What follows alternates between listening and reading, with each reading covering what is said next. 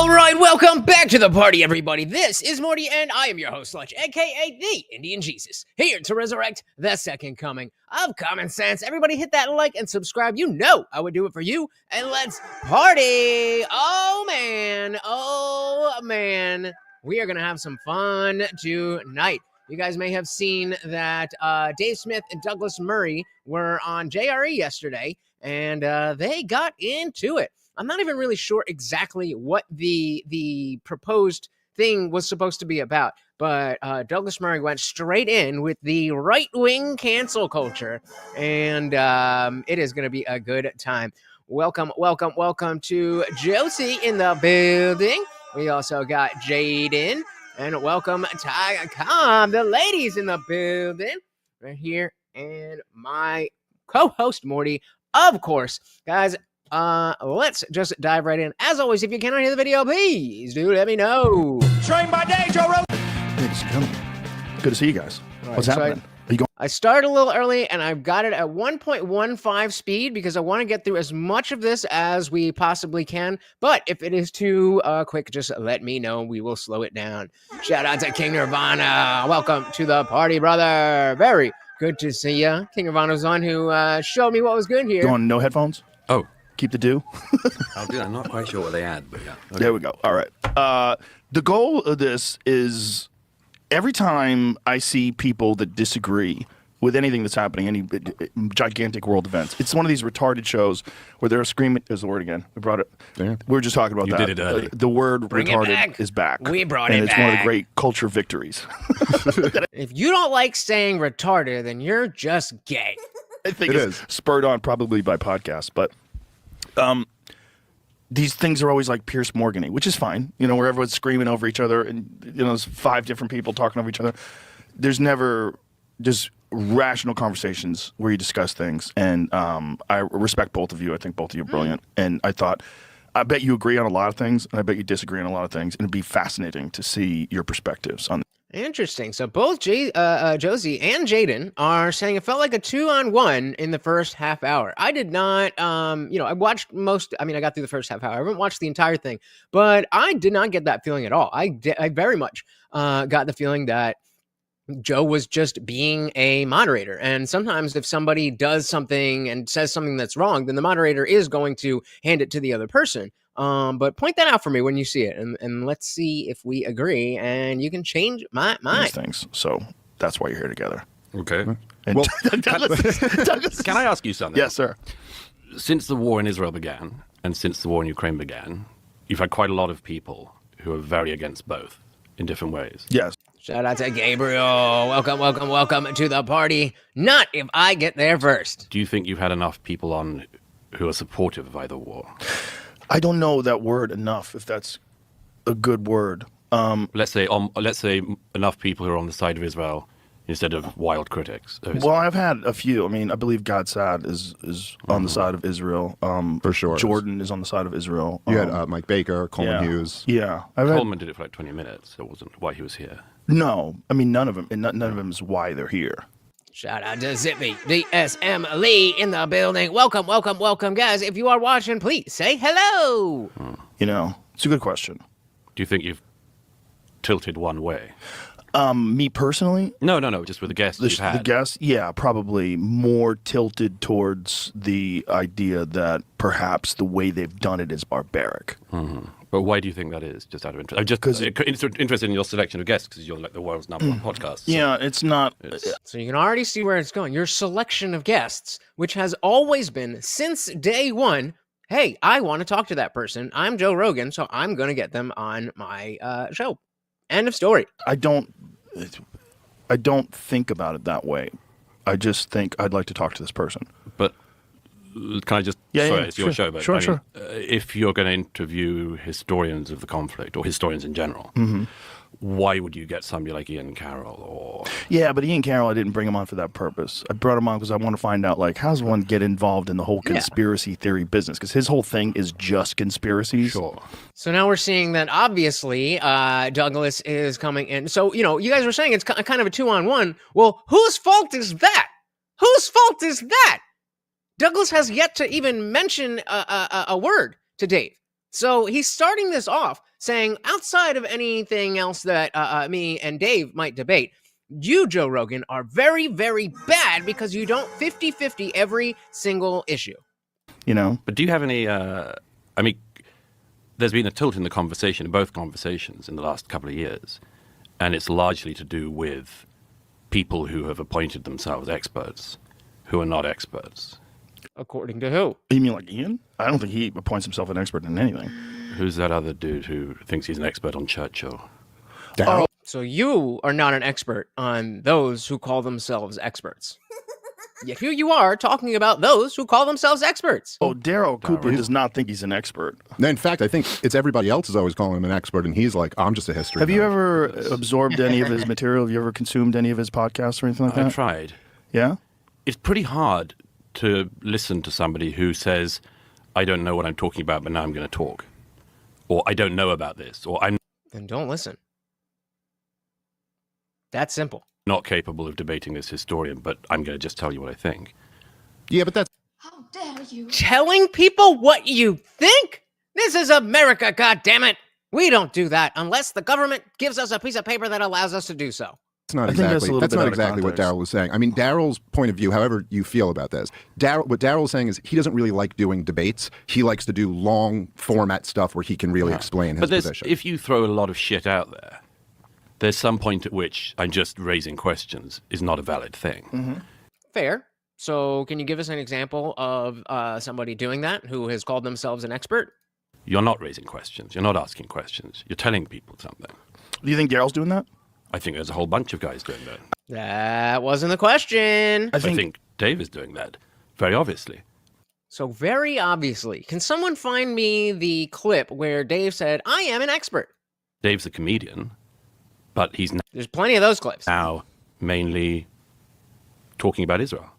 No. I don't know if And yet again, what a horrible thing. I'm mainly No. talking about Israel. That's but all I see you have on the internet opinions. doing. Yeah, but that's you Well, that just... might be what you've seen, It's but just I don't you think that's... consuming- But clips. that is also your shtick now, isn't it? well, what do you mean by that's my shtick? Oh, you're not a geopolitics guy in general, are you? Well, of course he is. What do you mean? He's not the most, like, calling himself a historian, but yeah, geopolitics is what his show is about. And for that matter, a lot of his comedy. Well, what do you mean by that's my shtick? Oh, you're not a geopolitics guy in general, are you? I don't even know exactly what you're asking.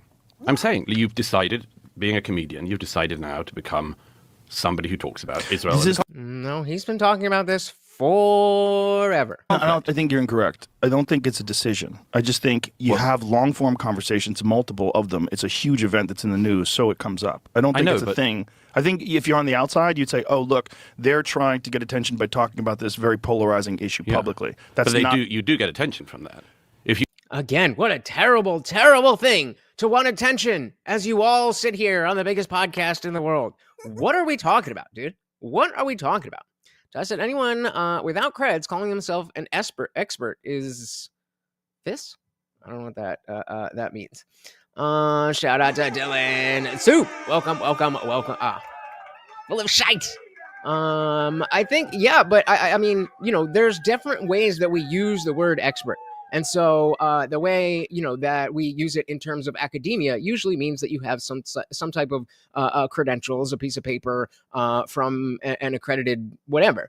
But that is not the only way that we talk about being an expert. You could say that I'm an expert at knowing Morty's different types of barks or something. I am the best person in the world at that, but I've not gotten anything from anybody that's given me that piece of paper. And so I think that's where a lot of the conversation is getting mixed up. And I wish they would have brought that up a little bit more. Like, how are we defining the word expert? Shout out to the Duke John's Cat Xavier. Welcome to the party. Very good to see you. By talking about this very polarizing issue Yeah. publicly. That's but not... you do get attention from that. If you'd spent the last year speaking about Myanmar, you would not be on my lips. Yeah, but or a he lot of other does people's. talk about Yemen constantly. He talks about a lot of things that aren't in the news. The only reason I know where Yemen is because of Dave. Shout out to Ayush Gupta. Welcome to the party. Always good to see ya. Oh my goodness, starting us out hot with the $9.99. Shout out. Where's my applause there? There we go. Shout out to Josie. So I only agree with one thing Douglas said later on in the pod. People like comedians can say anything or put their input into anything. And if they're wrong, they can easily just say, oh, I'm a comedian. And so let's, of course, get every single time. Let's get Morty a treat. Every donation comes with a treat for Morty. Thank you. And yeah, I agree that is, a cop-out if you do that. But you have to do that first. You have to first say, no, I am the expert on this, or at least act like you're the expert. And then when you've been proven wrong, instead of just being wrong on the basis of you having the wrong idea, well, why would you expect me to be right? You're the one that set yourself up to know things. And so it's definitely a cop-out if it's used that way. But I don't see it that way with anybody who is respected, because usually when it is done that way, everybody's like, that's a cop-out. I'm not listening to you anymore. Well, thank you for the $10. Of course, that makes you the new sponsor of the stream, and got us started on our Swogo, guys. Don't forget to check that out at the top of the chat. We got to bulk me up. Thank you, Josie, so very, very much. On my lips. Yeah, but he does talk about Yemen constantly. He talks about a lot of things that aren't in the news. Well, I tend to talk about the conflicts that my government is directly involved in, which I think is reasonable to me. But I don't quite get, like, what's all the appeal to authority stuff? I mean, you have to be an expert, or no, I think authority matters. I think authority matters, and I think that if you just throw a lot of shit out there and then say, I'm not interested in the alternative views on this, and particularly when it's a... But he's sitting across the table from you, listening to your alternative view as you speak. Counter-narrative that is wildly off. And when you get people... Look, I just feel... We should get it out straight away. I feel you've opened the door to quite a lot of people who've now got a big platform, who have... Oh, no! People being able to say what they want? Again, why is this an issue? Been throwing out counter-historical stuff of a very dangerous kind. You mean Daryl? Are you talking about Daryl? Daryl, who's the other one? I don't think Daryl has... Derek, I don't think there's anything dangerous about what's the other guy? Derek... what's his name? Cooper, is it? Which one is it? No, that's Daryl. Very expertise of you. Daryl Cooper. Who's the other one? There was one I just checked on the way here. Daryl Cooper, and then... Oh, yeah, Daryl Cooper, Ian Carrol. Look, these guys are not historians. They're not knowledgeable about... They never said they were historians. No one's calling Ian Carrol. No, but then why listen to their views on Churchill? Daryl is... Because they're interesting. Why would you close your mind off to somebody's opinion just because you don't like it? That sounds like some woke bullshit that you don't have trust in your own ideas, that you can't hear other people talking about it. This is, of course, Douglas Murray, someone I used to have, somewhat respect for. I never knew him that closely, but this clearly is not a good look. Hey, so I would have expected Murray to come or prepared. Could be wrong, but he seems unsure of having some of his grievances as he says them. Exactly. And it's not even like he's said a bunch of things and now we're into the weeds and I didn't know where. Like, this is what you wanted to talk about. You opened this discussion. So I mean, it's very, very odd. Shout out to BB.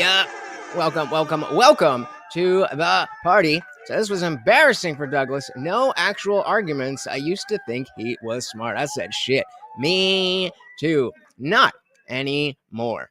Welcome to the party, guys. Let's dive right back in here. Knowledgeable about anything. No one's calling Ian Carrol. No, but then why listen to their views on Churchill? Daryl is incredibly knowledgeable. He's not. Yeah, he's not. Is. He's wildly... Several reasons. One is... Nuh-uh. When he was offered to debate the current greatest living biographer of Churchill, he said, I can't, because he knows much more than me. And so exactly what you're asking for. Only debating, only experts debating. Which way do you want it? I admire his work and I've learned from it, but I can't possibly debate him. That's Andrew Roberts. But you don't have to be able to debate people to have opinions. No, you don't have to debate people. If it's not your... And this, well, no, that's not what I'm saying. Well, okay, dude, nobody else understands what you're saying. So don't get this attitude as if you're being crystal clear and everybody's just not trying to listen to you. Like, but if you, for instance, but if you say, I've decided that Churchill is the bad guy in the It's not World what he War said. II. It's not what he said. It's not what he said. Neither Carrol nor Cooper have said that. Well, listen, I don't know what Carrol said, but Daryl Cooper's not said that. What he said was he jokes with his friend Jocko, who's an Anglo-Saxon. He jokes with him. You know, I think that Churchill was the secret villain of World War II. And Yeah, he said put him up against a comedian and he looks dumb, yet it is so important that experts like him are the ones that talk. What? No, thank you. Shout out to Bambi. Of course. Welcome. Well, I mean, Dave's a Jew. He's not simping for Dave. Zibby said, leftists think they know better. Why can't people make up their own minds? That is a true statement, but Douglas is firmly on the right. Woke goes both ways. I think that Churchill was the secret villain of World War II. And Hey, shout out to Bryson. Exactly. What makes someone an expert? And if we're determining that only people who have this type of degree from this type of school, then nobody's going to argue and say, okay, I'm not an expert then. I never said I was an expert. I'm just presenting ideas to you. If you, as the expert or any other expert, can knock them down, then I'll stop saying it. But you can't. what he's saying is, by Churchill's actions, the war escalated. He's not saying anything. He's not just asking questions, then, is he? No, but he's got a the point of claim view. isn't that he's just asking questions. Yeah, he has a point of view. You can explain this better. He literally says yes, he he's said joking. in the comment, he goes, listen, I'm being hyperbolic. And then he once again disclaimed, he goes, and I'm not claiming Churchill committed the most atrocities or was the worst part. But in many ways, I do view him as the chief villain, as my hyperbolic, provocative statement. But what's Douglas, the point of that? Well, okay, but Pat Buchanan wrote an entire book on this. Is he not allowed? Is he not an expert? Is he not allowed to be He's interviewed? certainly not an expert. This is the point where it should be, okay, well, how are we defining expert? What do we mean by that? Shout out to Guam Tech. Welcome to the party. I've watched Pat Buchanan debate. I watched Pat Buchanan debate against Churchill historians, and he was absolutely leveled because he doesn't know what he's talking about. When did Pat Buchanan debate and get leveled? About 20 years ago. Wait. So what's wrong with that situation? What's wrong with that situation, Douglas? If you're saying this guy doesn't know what he's talking about, and then I saw him debate and he got demolished, then so did everybody else. So what's your issue? I'm just He curious. debated against Andrew Roberts and several other historians at Intelligence Squared in London. I was there. He didn't know what he was talking about. He had a contrary view, and it was interesting and stimulating to hear. Well, there you go. That's the long and short of it. People have interesting things to say, and other people want to hear those interesting things. That's it. But if you only get the contrary view, which is, isn't it fun if we all pretend Churchill was the bad guy of the 20th century? At some point... Yeah, because, and Dave brings this up, but it's like, yeah, because we'd never have heard that this guy named Hitler was a bad guy, right? That's something that we need to make sure in 2025 that people are aware of. Because, not everybody knows. You're going to lead people down a path where they think that's the view. And that's horse shit of the most profound kind. I don't think that's what he's trying to do. I think that's exactly what they're doing. Then maybe you're thinking wrong, Dougie. And the problem is that because your own platform has come about because you're a very successful comedian and much more, and you do ask questions, and you are interested. But there are a lot of people who have come along, partly I think because they've come on this show, who have come along and they've decided, I can play this double game. On the one hand, I'm going to push really edgy and frankly sometimes horrific opinions. And then if you say that's wrong, they say, I'm a comedian. But wait a minute. No. And again, I will say, fine, that if and when people do that, it is a cop-out. But that's not happening with anybody that we're talking about here. Shout out to Dietrich. Welcome to the party. Yeah, guys, I really thought I was going to get that job offer today. And, I'll call it tomorrow. I can't imagine that they gave it to somebody else, but fingers crossed. Welcome. If you say that's wrong, they say, I'm a comedian. But wait a minute. No. How can you tell me I'm just a comedian? Well, I'm just throwing No, the establishment, the government. Wait, that's pretty woke. What horrific opinions that's wrong are you talking about specifically? Once guys like this get into very obvious stuff. Use a name. You can't use Daryl Cooper or Ian Carrol because you don't know anything about them. but guys like this. That's a slimy argument, because when we're trying to nail down, okay, what is the actual thing that you don't like? Well, these guys do a thing. Okay. Which is Guys like Daryl? the ones I'm describing. You Very need to clear. listen to Daryl to really understand what he's saying. If you take Daryl's words out of context, Daryl has some of the most nuanced, balanced, and charitable views on all the figures in. And he was clearly happy to call out both of them. And so you ladies were saying it was 2v1. I guess I have to eat my words and say you're right, but that's because Douglas went after both of them. Like, what are we talking about? In history. Well, particularly Hitler, it seems. No, just you're not. wrong. Wait, who? Who was he? I'm not sure if I've heard of that.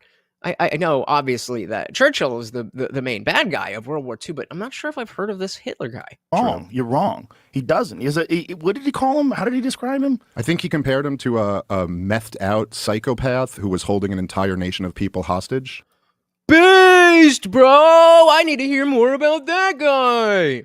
So he said, this guy is like literal thought leftists with hyper myopic views of everything, or in another word, woke. I believe was the way He also put it. said on here that he wasn't anti-Semitic until the Holocaust. There were no speeches of Hitler's in the 1930s. No, again, this is No. Isn't this on your sheet? He said he was not public about it. He said he was. So in this case, again, where it's 2v1, it's not because of the fact that Joe is trying to get in on the conversation. It's because of the fact that Douglas Murray is misrepresenting the other side. And that's what a moderator is for. Downplaying it to win over. He said there was a period where he was downplaying it to win over popular support in Germany. It was his argument. There is no historian of World War II who thinks that Hitler was downplaying anti-Semitism in the 1930s. That was what he was doing. Clearly, Daryl Cooper does. And if that's so horribly wrong, then you should very easily be able to articulate why that's not the case, and we can all move on with our lives. I don't get why your panties are in such a bunch. Shout out to Matthew King. Welcome to the party. So this dude saw a 10-second clip of Daryl Cooper that ignored the other 20 years of opinions. Well, he's not an expert, bro. Why? I mean, come on. He's got to be an expert.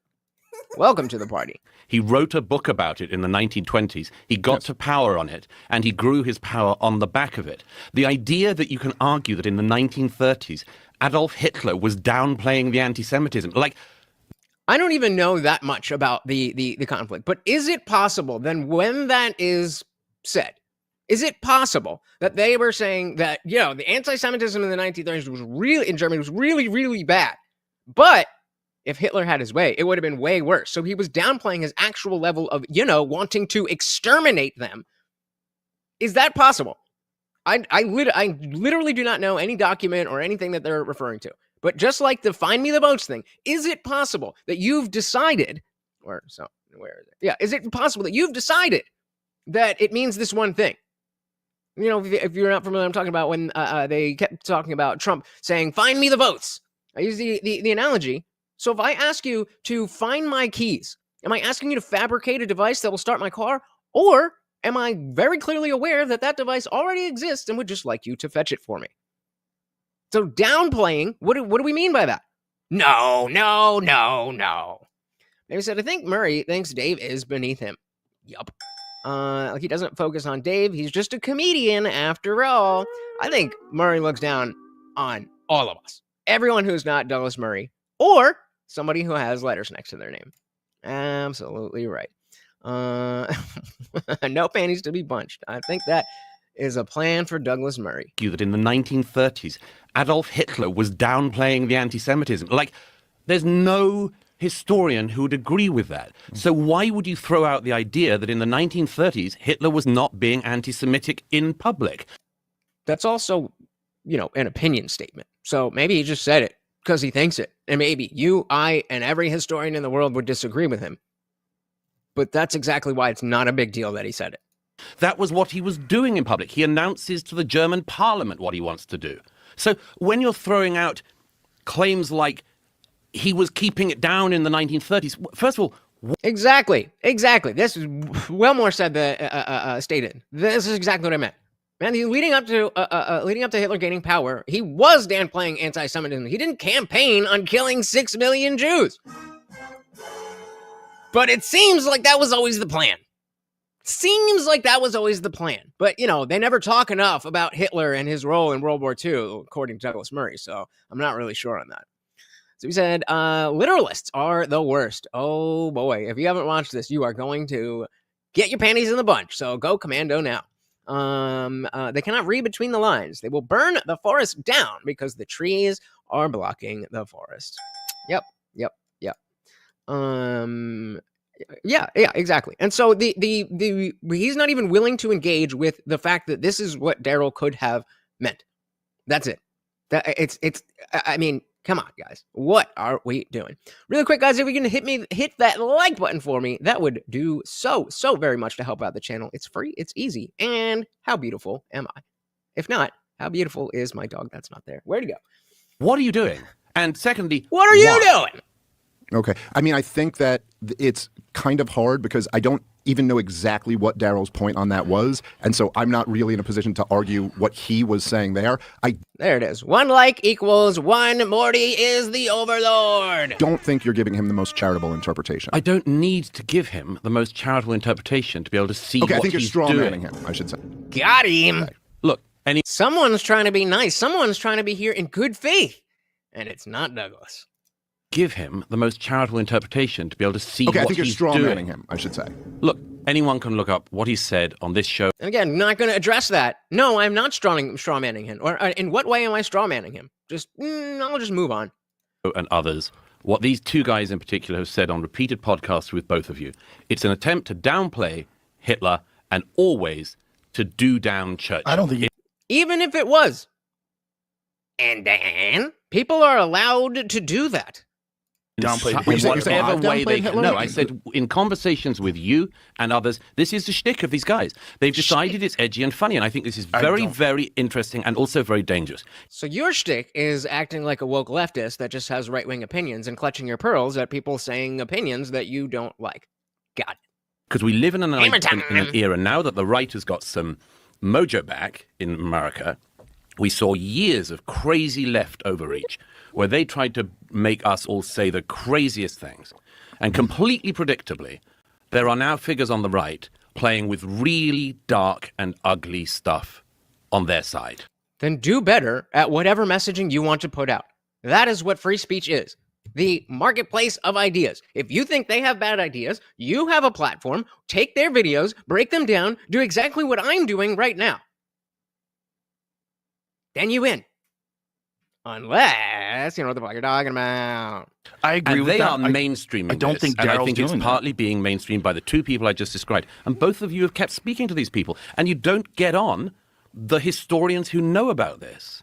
And that's just alarming to me. Well, can I just say, so because I kind And how many historians have you brought on your channel, X platform, whatever? Gotcha. of do agree with part of what you said there. Like, I do think it is true that almost as a reaction to like the woke insanity that we've seen on the left, and I think We're getting woke insanity on the right. Matthew, so when he says about not needing to give Cooper a charitable interpretation, I knew he wasn't worth listening to. He can't admit that maybe, just maybe, they took it the wrong way. Yep. As we said, this guy does realize Churchill was not perfect and got thousands of his own men killed because of his own hubris. Maybe, but you know, that English brain might be like, no, he was the best thing that ever happened to us.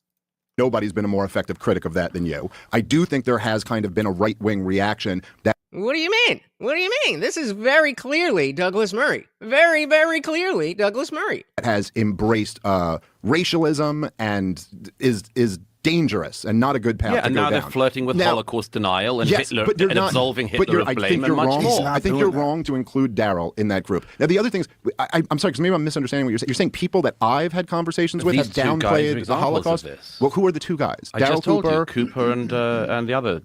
The guys that I have no idea about.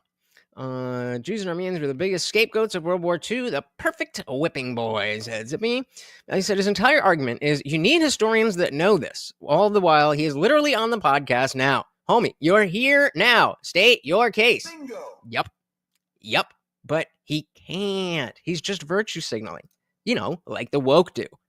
And he said, if a group of people were ruining society with rampant prostitution, weirdo sex stuff, and forcing it down everyone's throats because everything published was about some type of degeneracy. Oh, I didn't see the dots. We'll come back to that. That sounded good. We will come back to that. Downplayed the Holocaust. This. Well, who are the two guys? Daryl Cooper and the other Ian Carrol. Carrol. I've never podcasted with Ian Carrol. I have podcasted with Daryl Cooper once, and he absolutely did not downplay any of the Nazi atrocities at all. And I think that if we're zooming out here a little bit, maybe this is kind of part of the disconnect. It's 2 seconds too late, but I'm actually an expert on that that statement because I did in fact watch it. So would I be allowed to come online and say that Daryl Cooper did not say that the Nazis were the good guys? Or am I not an expert? And I think that if we're zooming out here a little bit, maybe this is kind of part of the disconnect. Broadly speaking, in American culture, the idea that it has not been driven into people enough that the Nazis were bad and that Adolf Hitler was he is literally the modern devil. He is much more so than the actual devil. Adolf Hitler is what's viewed as the most evil thing, to the point that, I mean, just my entire life growing up, if there was a guy who sold soup on Seinfeld who was no soup for you, like authoritarian, he's a soup Nazi. Right. Everyone was Hitler. The left called. I'm just going to take a little victory lap. Because it's the same type of woke ideology that gets us to, we need to talk about the plight of this people and those people and those people. It's not the mine. I thought you were writing something here. Yeah, I don't. Anyway, or is that for Zippy? I forgot what I was saying. But yeah, just the idea that this is not. We don't talk enough about the plight of the black man. We don't talk enough about how hard women have it. In the last 30 years, that's all that's ever been discussed. On Seinfeld, who was like authoritarian, he's a soup Nazi. Right. Everyone was Hitler. The left called George Bush Hitler, and they called Obama Hitler, and they called Trump Hitler. Yes. Every single enemy that we've gone to war with is always called Hitler. Saddam Hussein's the new Hitler. Muammar Gaddafi's the new Hitler. All right, so I guess I was mistaken in thinking there was a part 2 to this. So what we were saying, Bambi was saying, if a group of people were ruining society with rampant prostitution, weirdo sex stuff, and forcing it down everyone's throats because everything published about some type of degeneracy. Yep, you got it. Dietrich said it's always easy to judge the outcome of the past, but most live blindly through the current scenario to be judged by someone else who will not understand the bread and circuses that left us docile. Yep, which is why we want more voices and more discussion. Bryce said, I'm no expert, but I don't like that guy. Or do I? Are there any like experts in the house to set me straight? I don't think so. Nobody, not according to Douglas Murray. But, you just keep that opinion to your goddamn self, you non-expert. This is your shtick, isn't it? Always called Hitler. Saddam Hussein's the new Hitler. Muammar Gaddafi's the new Hitler. Putin's the new Hitler. It is so the idea that, like, we haven't driven into people enough Adolf Hitler was a really bad guy. I'm not saying that at all. That's literally what you said. I'm saying, just as the left likes to play with very dark, ugly stuff, and they've done it for decades, they have played down Chairman Mao's murder of the Chinese throughout his era in power. They played down Stalin. They still march on occasions with posters of Lenin.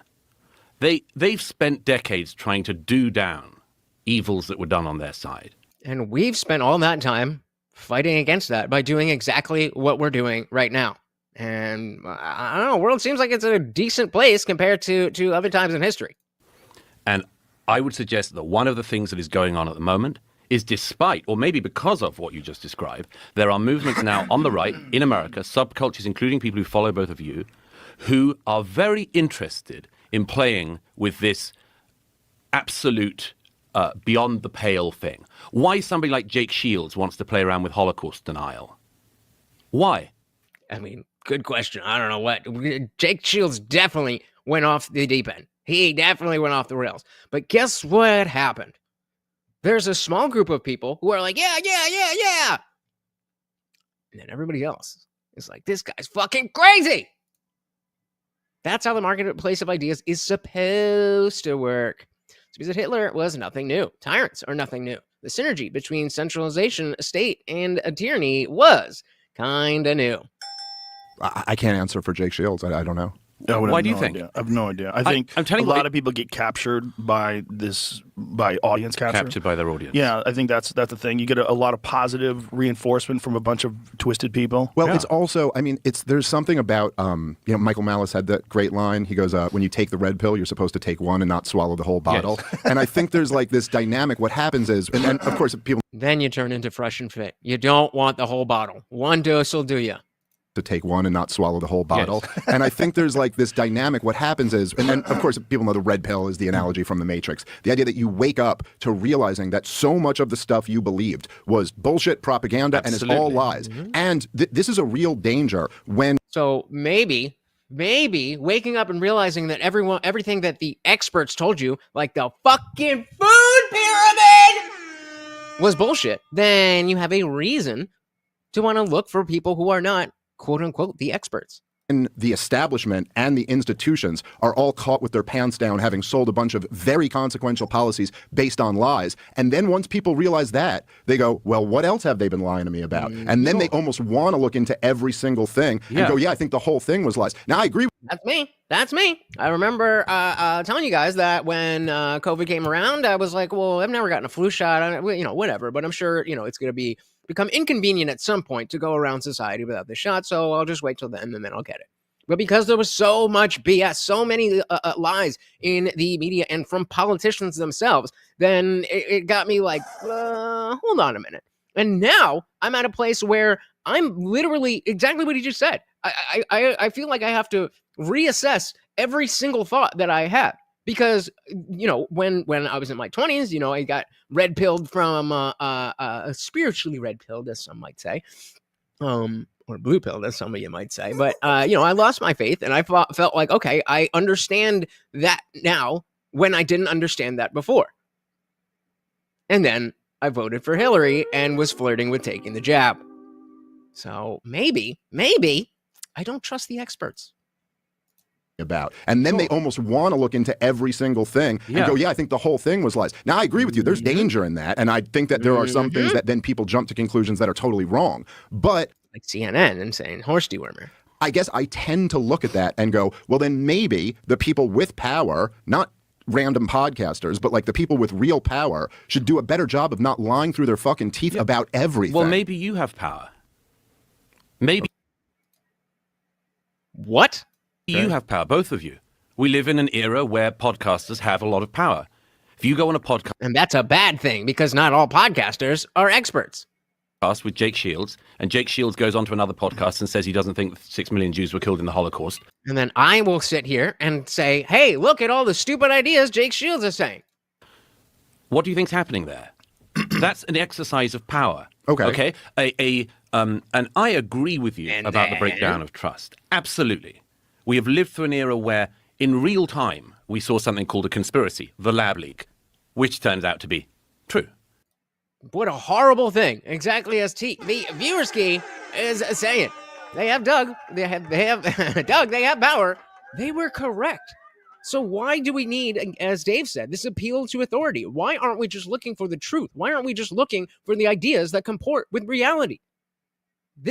How is this not wokeness? How is this not wokeness? Welcome to the party, brother. We saw something called a conspiracy, the lab leak, which turns out to be true, as you and others said it might be from the beginning. I find that to be very racist. And against Joe? Against both of you. It used to be racist when we were saying that it was likely that the COVID variant had come out from the place making COVID variant. Especially since it's made the exact just town. Seemed like it. Dylan with a fire. The fucking food pyramid. Insane. Let me say, kind of like what is currently happening with the transing in the U.S., but they didn't have internet. They just knew it was wrong and voted for a leader who they thought would fix it. Yeah, pretty much. I think that is what he means. making COVID variants. Especially since it's in the exact just town. seemed like it. Seemed like it was possible to us. By the way, But I was referencing the New York Times calling the Lab Leak racist, which is just the funniest thing ever. That they go, it's racist to think that there was a sophisticated lab where they were developing like gain of function research, and they go, no, what happened is these freaks were eating bat heads. That's And right. like, wait, that's not racist. The racist. other one was They're racist. eating pangolins. And everyone went along with it because they trusted the experts. Well, that one fell apart in front of our eyes. Well, it And took of course, 4 It years. took 4 years. Thanks to people like Dave who are non-experts, and Joe bringing on people who, I mean, okay, Robert Malone and Peter McCullough are experts, but because of them. So what is the issue? Oh, it's only when they say things that you don't like. Rules for thee, but not for me.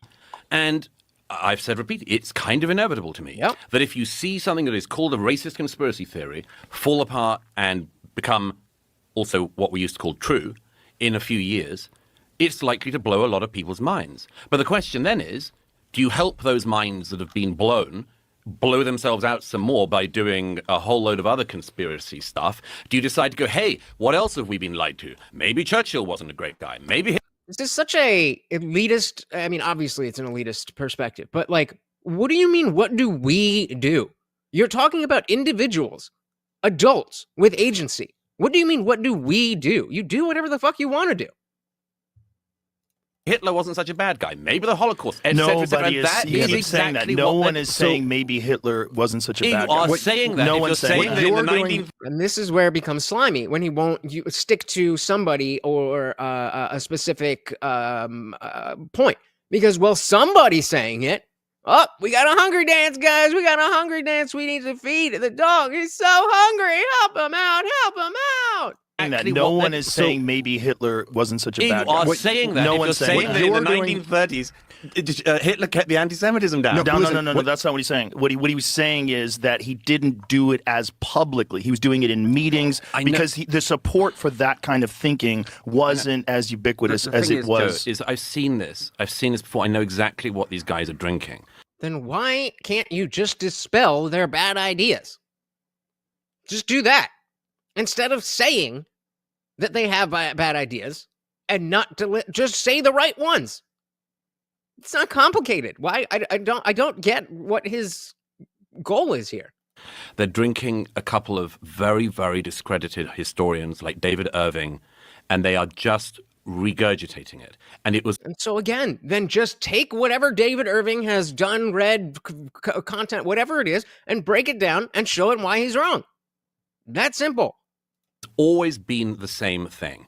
It is always an attempt to minimize Hitler's anti-Semitism actions. Eventually down the road, you get to minimizing his actual involvement in the Holocaust, and then you can go but you on to the can't next say that stage. about Daryl. But even if we're not talking about Daryl specifically, like, sure, yes, that is how radicalization works.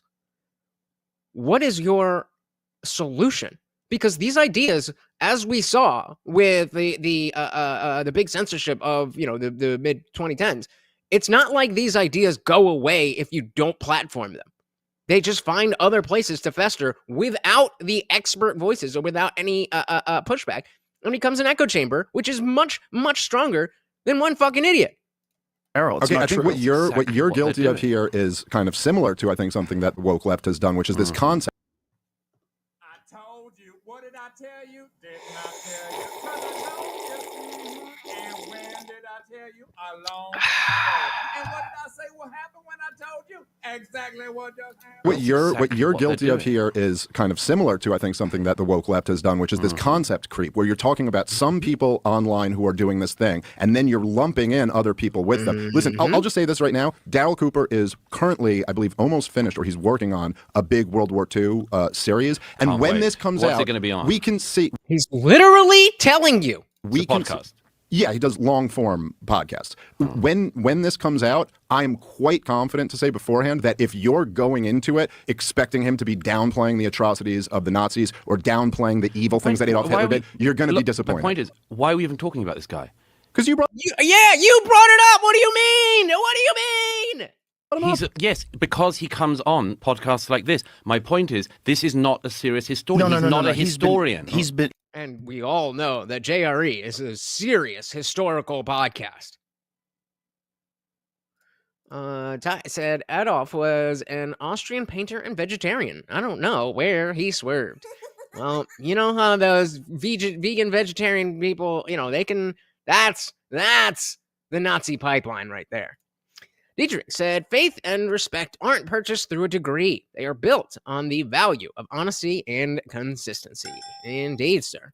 Podcasts like this. My point is, this is not a serious historian. He's not a historian. He never claims to be. He's been doing these long form podcasts on these subjects for over a decade. And if you go back to 2015 and listen to Fear and Loathing in the New Jerusalem, it's an incredible piece. And it's how many hours long? 30 something. And it literally starts from the persecution of the Jews, where they're being driven out of Europe. It's like this horrific. I don't know what you're talking about.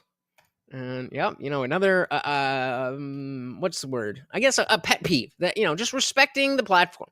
Nobody would watch there's no way you're getting 2 million views on a conversation that you had, unless it was for Joe Rogan. Maybe you would have hoped that a lot less people seen it, but the point stands. Respect the host of the show. It literally starts from the persecution of the Jews, where they're being driven out of Europe. It's like this horrific account of what happens to these people. It's what he's trying to do is paint a picture of how the world goes mad and how the world goes sideways. And he's doing it from the perspective initially of these Jewish people that are living in Europe, that all of a sudden their neighbors are turning on them and they're being attacked. Like it's incredibly charitable. But what he's trying to do is show what happens to human beings when they're confronted with unbelievable atrocities and how things go so incredibly sideways. Really quick, guys. If you guys are enjoying the show, the party rages on 24/7 over in our Discord. The link is pinned to the top of the chat, and it's absolutely free to join 24/7. We're in there hanging out, having a great time. And guys, it's absolutely free. However, if you are a member of this channel here on YouTube, you can scroll right below that video and hit that join button. Starts at $2.99. There's a few different tiers. $2.99 will get you into members only live stream here on YouTube. All that other good stuff. But it opens up the full Discord server. So we've got the free chat that is open to anyone. Anybody can join and talk. But as you can see, that is just one of our channels. There's a bunch of different channels here, including our disciple chat for members only, our word of the day, watch party, where we're talking about all this stuff. And of course, we have the voice channel here, where we are hanging out at this moment. Shout out to everybody in the Discord server. Say hello and tell them to come and join. Hello. There you go, guys. Simple as that. See you there. All right, so I guess I'm gonna have to fix the echo, but definitely check the link is not pinned at the top of the chat. If one of the mods could drop that, please. Thank you very, very much. Lots of people have written and spoken about that.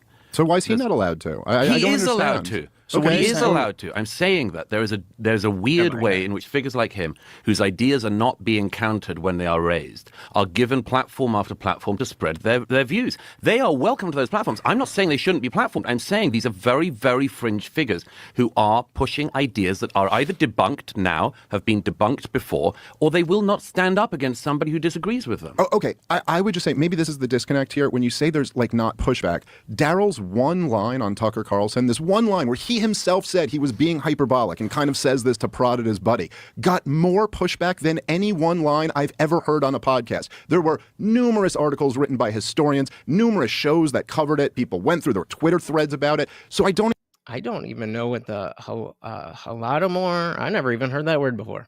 Never even heard that word. Exactly get your point. Like, there was lots of pushback. If you're saying he should go and debate somebody who's giving him pushback on that, okay, maybe. I also think it's reasonable for him to say, I don't really do debates. Yeah, I think it's weird to mainstream very fringe views constantly and not give another side. I think that's weird. Well, I mean, I think there's a little bit of a contradiction here. You're saying now that these are fringe views, but then you're also saying that these are enormously powerful views. No. There's no contradiction. Let me clear it up if you think there is. I think there are very fringe views that have become mainstreamed on the right. But then aren't they not fringe by definition? Sure, you can play an epistemological game. No, Remember how pissed he just got. Remember how pissed he just got about the semantics here. I'm just saying let's But be you do accurate. understand the concept, don't you? That fringe ideas become mainstreamed. Yeah. Okay, Right. sure. So that's it. Okay.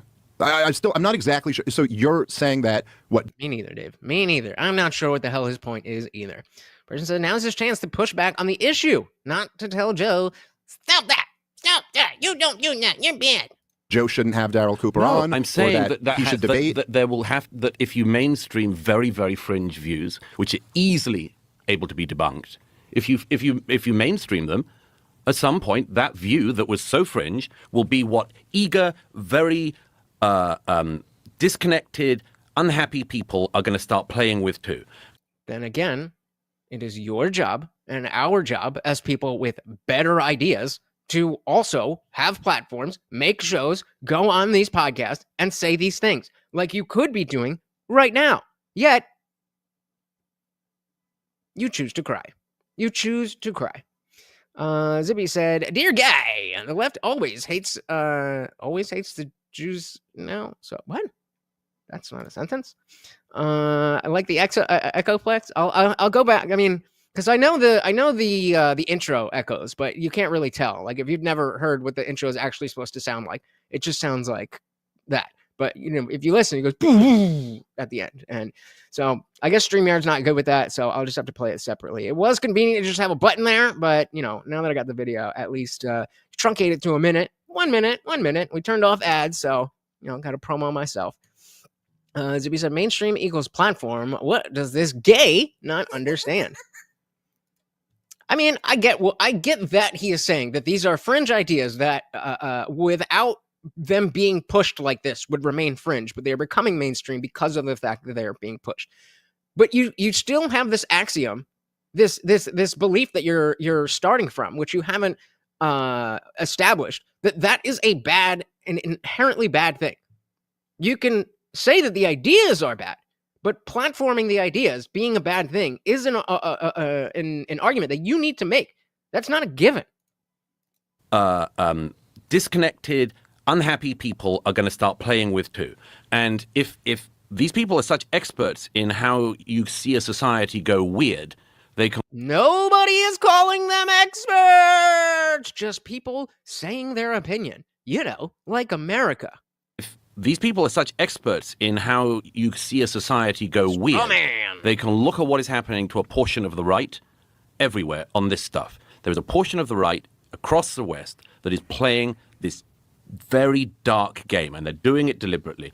And there's always going to be people with bad ideas, dude. What are you saying here? And you can't not be aware of that. I agree with that. Exactly. Zippy says, could mainstream the ideas show just how bad they are? Bingo. Yes.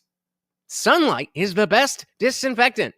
Don't think Daryl Cooper is doing that, but I do agree with your characterization. No, but I think it's a pretty important distinction there. You're just taking this one statement, and then this where he's trying to joke around with his buddy. This Churchill statement, and this is the basis. He of and this. these other guys are all doing the shut anti-Churchill up! stuff now. Stop But he's interrupting not me. doing an anti-Churchill stuff. He and the other people in the orbit I'm Churchill was describing. the author of this whole Operation Unthinkable, right? Where they wanted to use the Nazis to invade Russia.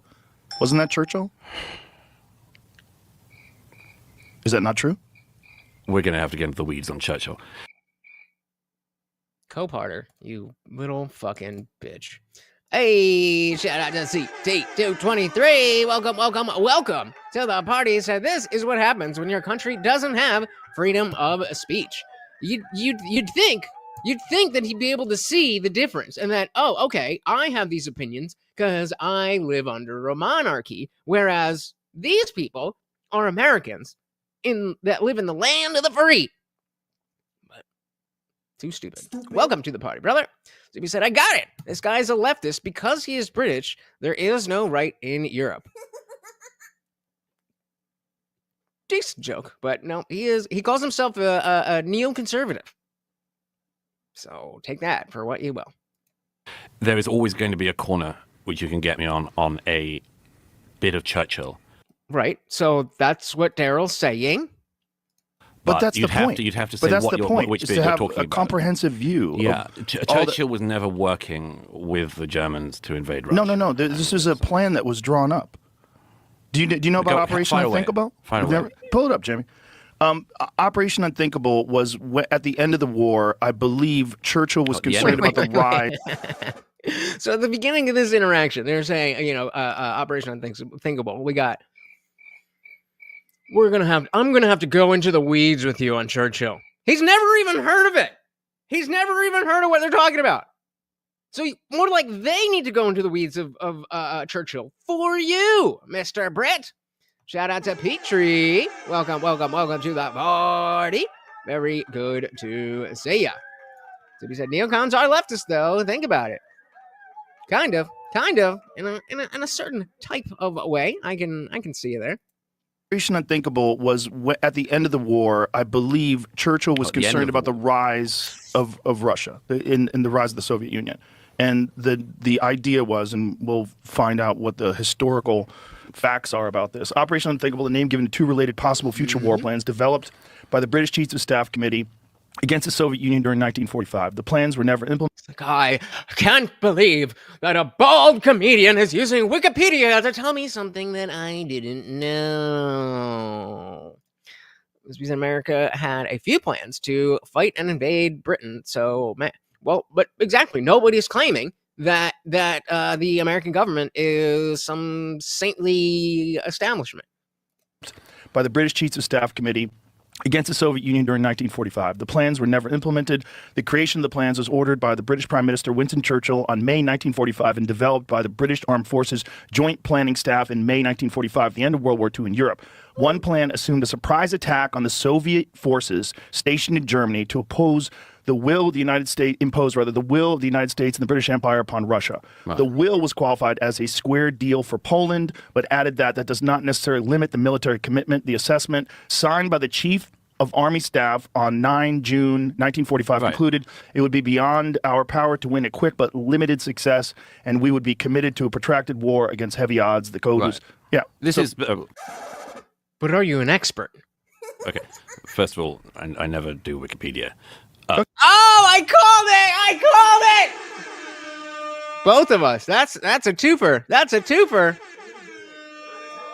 Me and King.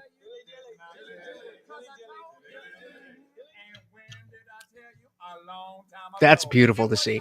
That is beautiful to see. Guamtech said, gentlemen, this is Democracy Manifest. Right. I can't believe this is okay.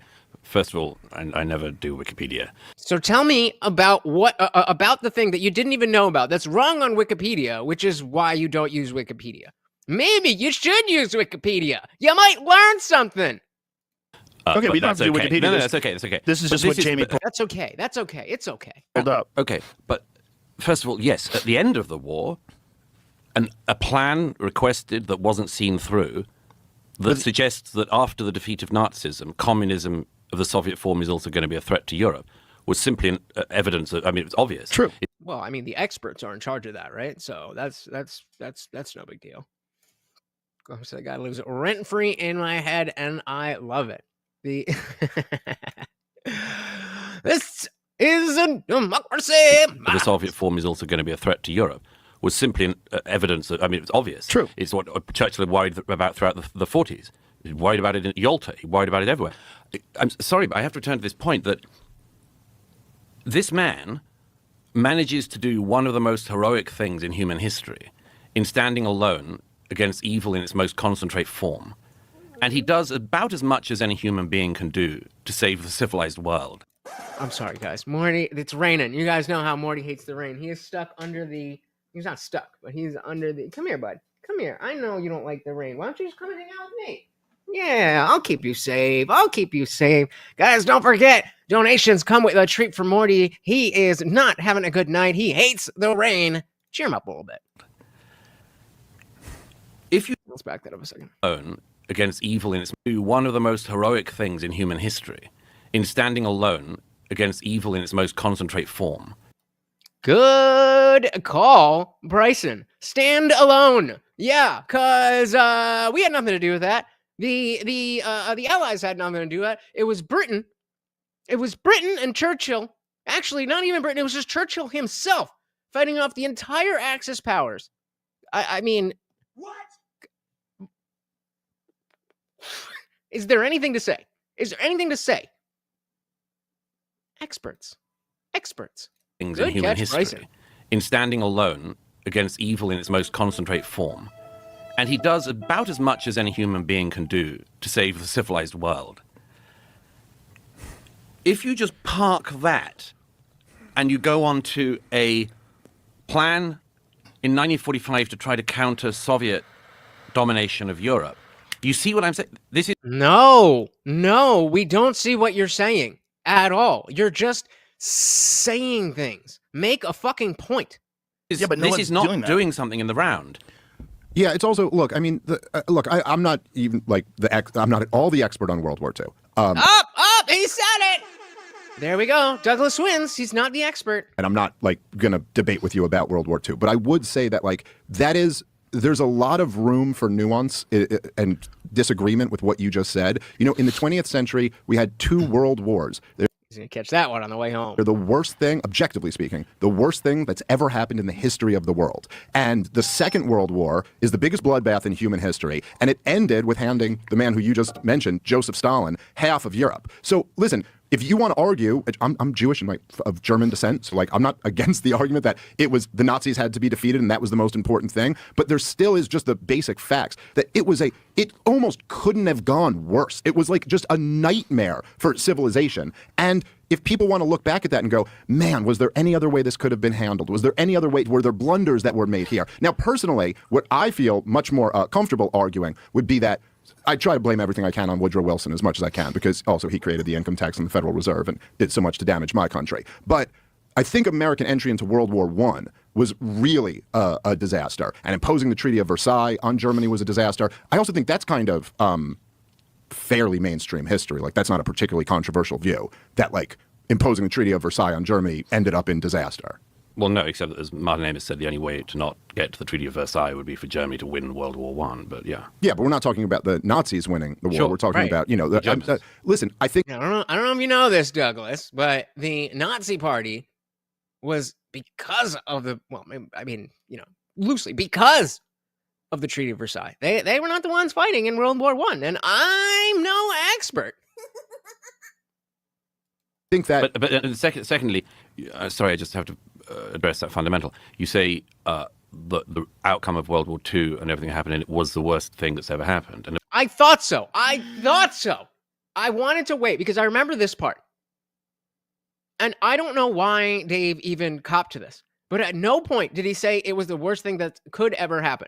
He said it's the worst thing that has happened. Let's go back, and because I do, that's an important thing. Well, War I was really a disaster. And imposing the Treaty of Versailles on Germany to comfortable arguing would be that I try to blame everything I can on Woodrow Wilson as much as I can, because also he created the income tax and the Federal Reserve and did so much to damage my country. But I think American entry into World War I was really a disaster. And imposing the Treaty of Versailles on Germany was a disaster. I also think that's kind of fairly mainstream history. Like, that's not a... I think I missed it, but he did not say. He said it's the worst thing that has ever happened to human history, not the worst thing that could happen to human history. I'm gonna give it one more try, and then we'll back up. Facts that it almost couldn't have gone worse. It almost couldn't have gone worse, which is not saying it's the worst thing that could ever possibly happen. Was like just a nightmare for civilization. And if people want to look back at that and go, man, was there any other way this could have been handled? Was there any other way? Were there blunders that were made here? Now, personally, what I feel much more comfortable... Okay, and then he talks about the Woodrow Wilson. But secondly, sorry, I just have to address that fundamental. You say the outcome of World War II and everything that happened in it was the worst thing that's ever happened, and the worst thing imaginable, worst... See, he just switched it in his own mind. Those are two different things. Shout out to Arrow. Welcome to the party with the $5 make you holler. No question, no comment, just pure love of the puppy. Thank you so very, very much, guys. That's 2 out of 10. 2 out of 10, 8 more of just $2 or more, and I'm on the ground doing push-ups. I hate push-ups. We got to bulk me up. Thank you so very, very much. Welcome to the party. Things I imagine every country looks back to see what they could have done better. They do that for a reason. Murray's acting like it's retarded to want to discuss how things could have gotten silly. Yeah, yeah. It's like it's retarded to want to discuss how things could have gone is silly. Yeah, I mean, come on, dude. This is watching game tape. Anybody who cares about anything that does a thing should be watching game tape. I said what I said. Second outcome of World War II and everything happened in it was the yeah. So he switched it in his own address thing. that fundamental. So you first, say the outcome of World War II and everything that happened in it was the worst thing that's ever happened. So the worst thing that has ever happened. And the worst thing imaginable. Worst. Where did we get imaginable from? Where did we get imaginable from? You just made that up. You strawmanned him to his face, and it's only lucky that he didn't catch it. The outcome of World War II and everything that happened in it was the worst thing that's ever happened. And the worst thing imaginable, worst possible outcome, you said. No. Just about. You said worst possible outcome. Let me give you a much worse possible outcome. Hitler wins. Right. Well, obviously, but yeah, Morty does not. So very, very, very much appreciated. So he said Nazis would have happened due to nationalism, logistics, and tech, due to socialism, etc. I'd give it a 50-50 chance at least. And even if not, Hitler and the Nazis, like you said before, that type of collectivism and authoritarianism didn't start with Hitler. You said worst possible outcome. Let me give you a much worse possible outcome. Hitler wins. Right. Okay. Sure. So it's not the worst possible outcome. I mean, That's true. Listen, but okay, Hitler. Yes. Okay. I'm not saying you can't dream up a worse outcome. I'm saying what you It's have. not dreaming up. That's just what my country. Okay. Oh my God, dude. That's not what he said. The worst thing that has happened. If Hitler had won, that would be worse, but that didn't happen. But what did end up happening was 60 million people died, including the Holocaust, and then Joseph Stalin takes half of Europe. So okay, fine. I'll correct that. Nope, you shouldn't correct that. He strawmanned you, and you fell for it, Dave. Come on, man. Hey, we got Shifty Shady in the building. Welcome, welcome, welcome. Very, very, very good to see you. Oh, thank you so very, very much, man. I really do appreciate that. Thank you, thank you, thank you. Diving back in. The Holocaust, and then Joseph Stalin takes half of Europe. So okay, fine. I'll correct that. There is a worse outcome. Right. But that's not a great one. No, nobody said it was. This is like Right. There's a very weird argument that you now hear about this. This attempt to revision this, and I know why it's happening. I don't think there's anything I'm saying that's revisionist. I think there is, but this attempt to sort of say, look, at the end of World War II, what have we got? Stalin has half of Europe. What was the point, and so on. That's going on. That's going on, and there are people who are feeding it. That argument is very similar. This particular school of, as it were, history is doing something that I've seen happen with American history as well, particularly with Lincoln. Lincoln's an interesting comparison to make with Churchill on this. There are people who will criticize Churchill for mistakes made, not hard to do. Quite hard not to make mistakes while fighting at a war of total annihilation against your country. Yeah, that's what Daryl was saying. People will say, oh, he didn't sort this out in 1945. It's rather like Lincoln. He didn't solve every problem in the world for all time, but he solved a hell of a big problem for his time. And again, I don't think anybody is arguing that. And that requires some kind of generosity of spirit and understanding in hindsight. He's fighting ghosts. As opposed to, I will find Fighting something ghosts. that he did that I wouldn't have done, because if I'd have been running the British Empire in 1939, I'd have known exactly how to do it, and I'd have known how to hold the whole thing together, and I'd have kept Stalin back, and he'd have been great at Yalta, and... This is such a dishonest interpretation of what is happening. And like we were just saying, watching game tape, looking back at history, being historians, that is what you do so that you learn from mistakes and anything else. So yet again, I ask, what is it that you want here? Douglas, what do you want? Just Rogan and Dave not talk to anybody that you don't like? That seems to be the only thing that we're getting here.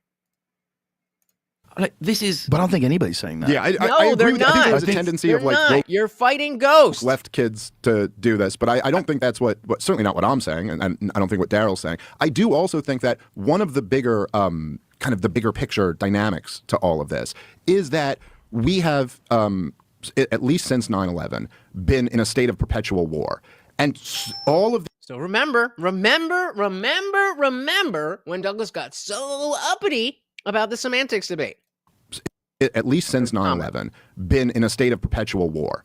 And all of these wars have been disasters. They have been so many lies involved in selling all of them. I mean, the whole Iraq war, the whole war in Afghanistan, just lying the whole way through. I mean, I remember literally having conversations with Green Berets in the middle of the war in Afghanistan, and they're like, George W. Bush is telling you that the army we're building up there is really successful. This thing's going to fall in a week without us. And then all through the Obama administration, it's just like lie after lie after lie with disastrous wars. And so this does create a fertile ground for people to say, I wonder if they were lying about all these wars. Sure. Yeah, exactly. I mean, there's several reasons not to like Churchill, but there are also reasons to respect him. Same with any other person. But if you say that in regards to World War II, are you denying the Holocaust? So he said Lincoln had to keep Britain from taking over the South, so he had a better excuse. I will not fight you. Again, I'm not really trying to argue with you about World War II. I'd rather argue about these wars today. I think the interesting question is whether you're busy watering it. Well, should you not talk about mistakes that were made overall? Absolutely. Okay, you should. Absolutely. But only if you're an expert. Right. I'm all for going back and looking at mistakes. So what is your argument then? It's a very... Yeah, again, we are now 34 minutes into discussion, and nobody has a fucking clue what he wants except to not platform people that he disagrees with. Sounds like this guy would have let the comet destroy Springfield because Bart wasn't an expert when he discovered it. Exactly. The appeal to authority. Either way, either name, we very, very much appreciate it.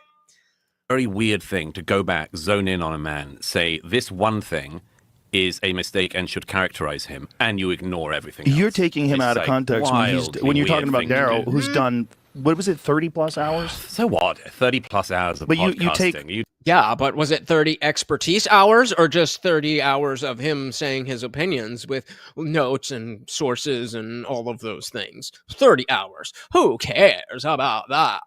Oh, who's done, what was it, 30 plus hours? So what? 30 plus hours of podcasting. You do that in a week. Right. But this is a comic who sometimes has political people on. We're talking about somebody talking straight for 30 hours. Hope harder. It's a very different thing. He's not doing a podcast like talking to people. Okay, nor is he doing scholarly work, nor is he working in the archives. Clearly, Are you sure? Do you know that? Or are you just saying it? You've already said that you barely even know his name. You don't understand the intent. More, it's all right. Come on. I know you're scared, Bubba. Just hang out. We're okay. Lay down. You're okay. I know. Scary rain. No? All right. He'll be back in 2 seconds. Yeah, it's just, come on. It's pathetic.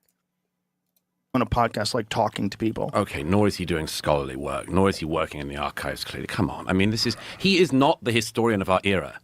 I don't understand how you can separate this from wokeness. I do not understand how you can separate this from wokeness. He's not claiming to be.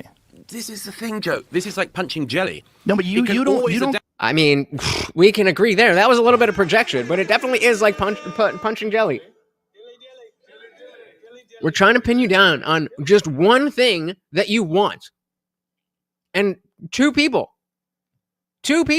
who talk for a living can't get it out of you.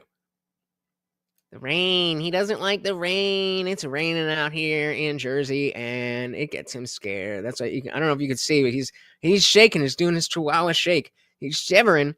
Those treats really do help him feel better. Ties of British descent, nonetheless. This insufferable prick is the absolute turd in the teapot. Well said. The jelly defense arc. Here we go. He's not claiming to be. This is the thing. And right there, like, someone who's not an expert saying things and not claiming they're an expert. What are you mad at? What is what gets that reaction? I'm not understanding. I mean, he is not the historian of our era. We all agree. He's not claiming to be. I don't understand what's happening. Context said, is Douglas a politician or philosopher? Otherwise or either way. He really shouldn't have a career. I mean, he is more in the political space. He's not a politician, but he is like I think you call him a pundit. This is the thing, Joe. This is like punching jelly. No, but you don't consume his around. work. What I'm saying, because I don't need to consume endless. I don't need to. I don't need to listen to him. He's a fascist. The woke playbook is playing out on the right. Gabriel said, experts failed humanity. Changed my mind. I cannot, sir. I cannot. Shout out to Equality and Deference because vagina over on Rumble. Welcome. Said, liked and shared. Thank you so very much, guys. You guys know that sharing videos helps out so very much. It does not even matter if you think anybody's going to click on the link. Just plaster it wherever you can just by hitting that share button, just by getting the link out there. It really helps the channel, and it's also free. So that would be very much appreciated. Thank you and welcome. Quality asks, what have I missed? Literally not much at all. Basically, Douglas Murray he's being really woke and saying you should only talk to experts, or if you're going to talk to people who are not experts, then you should have experts on to fact check them and shit like that. But also, he's not saying that, according to him. But that's what he's saying. You don't consume his work. What I'm saying, because I don't need to consume endless versions of a revisionist history. I understand. But it's know not where this revisionist history. If you listen to his work, it's not revisionist history. He's basing it on historical work. Yeah, I know. But okay, so this is my point about jelly. It's a shape-shifting thing. Comedian or historian? He's not a comedian. Historian or podcast? It would be historian. Why do you need to be one or the other? Are you a father or are you a man? Are you someone who eats breakfast or are you someone who eats dinner? Are you someone who drives a car or are you someone who walks? What are you talking about? Why that's the biggest false dichotomy I've ever heard. I think ever. Are you a podcaster or are you a comedian? I'm both. Not me, but like what? Quality said, Murray is a gentleman I respect, but on the Zionist subject, he seems bonkers. Well, again, I was never super familiar with him, but I did have respect for the name. And I'd seen odd tweets and stuff here and there. Seemed like a legit dude, but this is my real first experience with him in long form, and not going well. Not going well. Excuse me. Zippy said he does realize there are historians and academics who do the archives and come up with the crazy theories and nonsense, right? Yeah, it's not. Yeah, exactly. It's the people who are already down the rabbit hole, so to speak. It's not just some. You know what? I just woke up today and decided that I'm going to deny the Holocaust. Don't think that's how it happens. It says, trust the process and stay in your lane. How dare you? Yep. Chloe said, here I was thinking false dichotomy was the space between fake tits. Good one. All right, let's dive back in here. Or historian. He's not a comedian. Historian or podcast. Would be historian or actual historian. You say he doesn't. Would be historian. Or podcaster. Is he wrong? What is he wrong about? To be a historian, but he's pumping out tens of hours of neither history. Does Dan. Again, how dare he? And Carlin. He doesn't claim to be a historian either. You see my... And I watched the Dave podcast of him going over this, and he brought up this clip. And he's like, yeah, so does Dan Carlin. But Dan Carlin says things that Murray agrees with. So no problems there, just like the wokies. Point about the move. It's like some weird jujitsu move. No, I don't... Where you say, hang on, you know all about this as well. You say, I'm not a historian, but I'm going to spend my time talking about history. I'm not a journalist, but I'm going to spend my time talking about this thing. I'm not an expert on this, but I'm going to spend my time talking about this. Yep, that's what podcasts are. It's a weird move, yeah? No. Is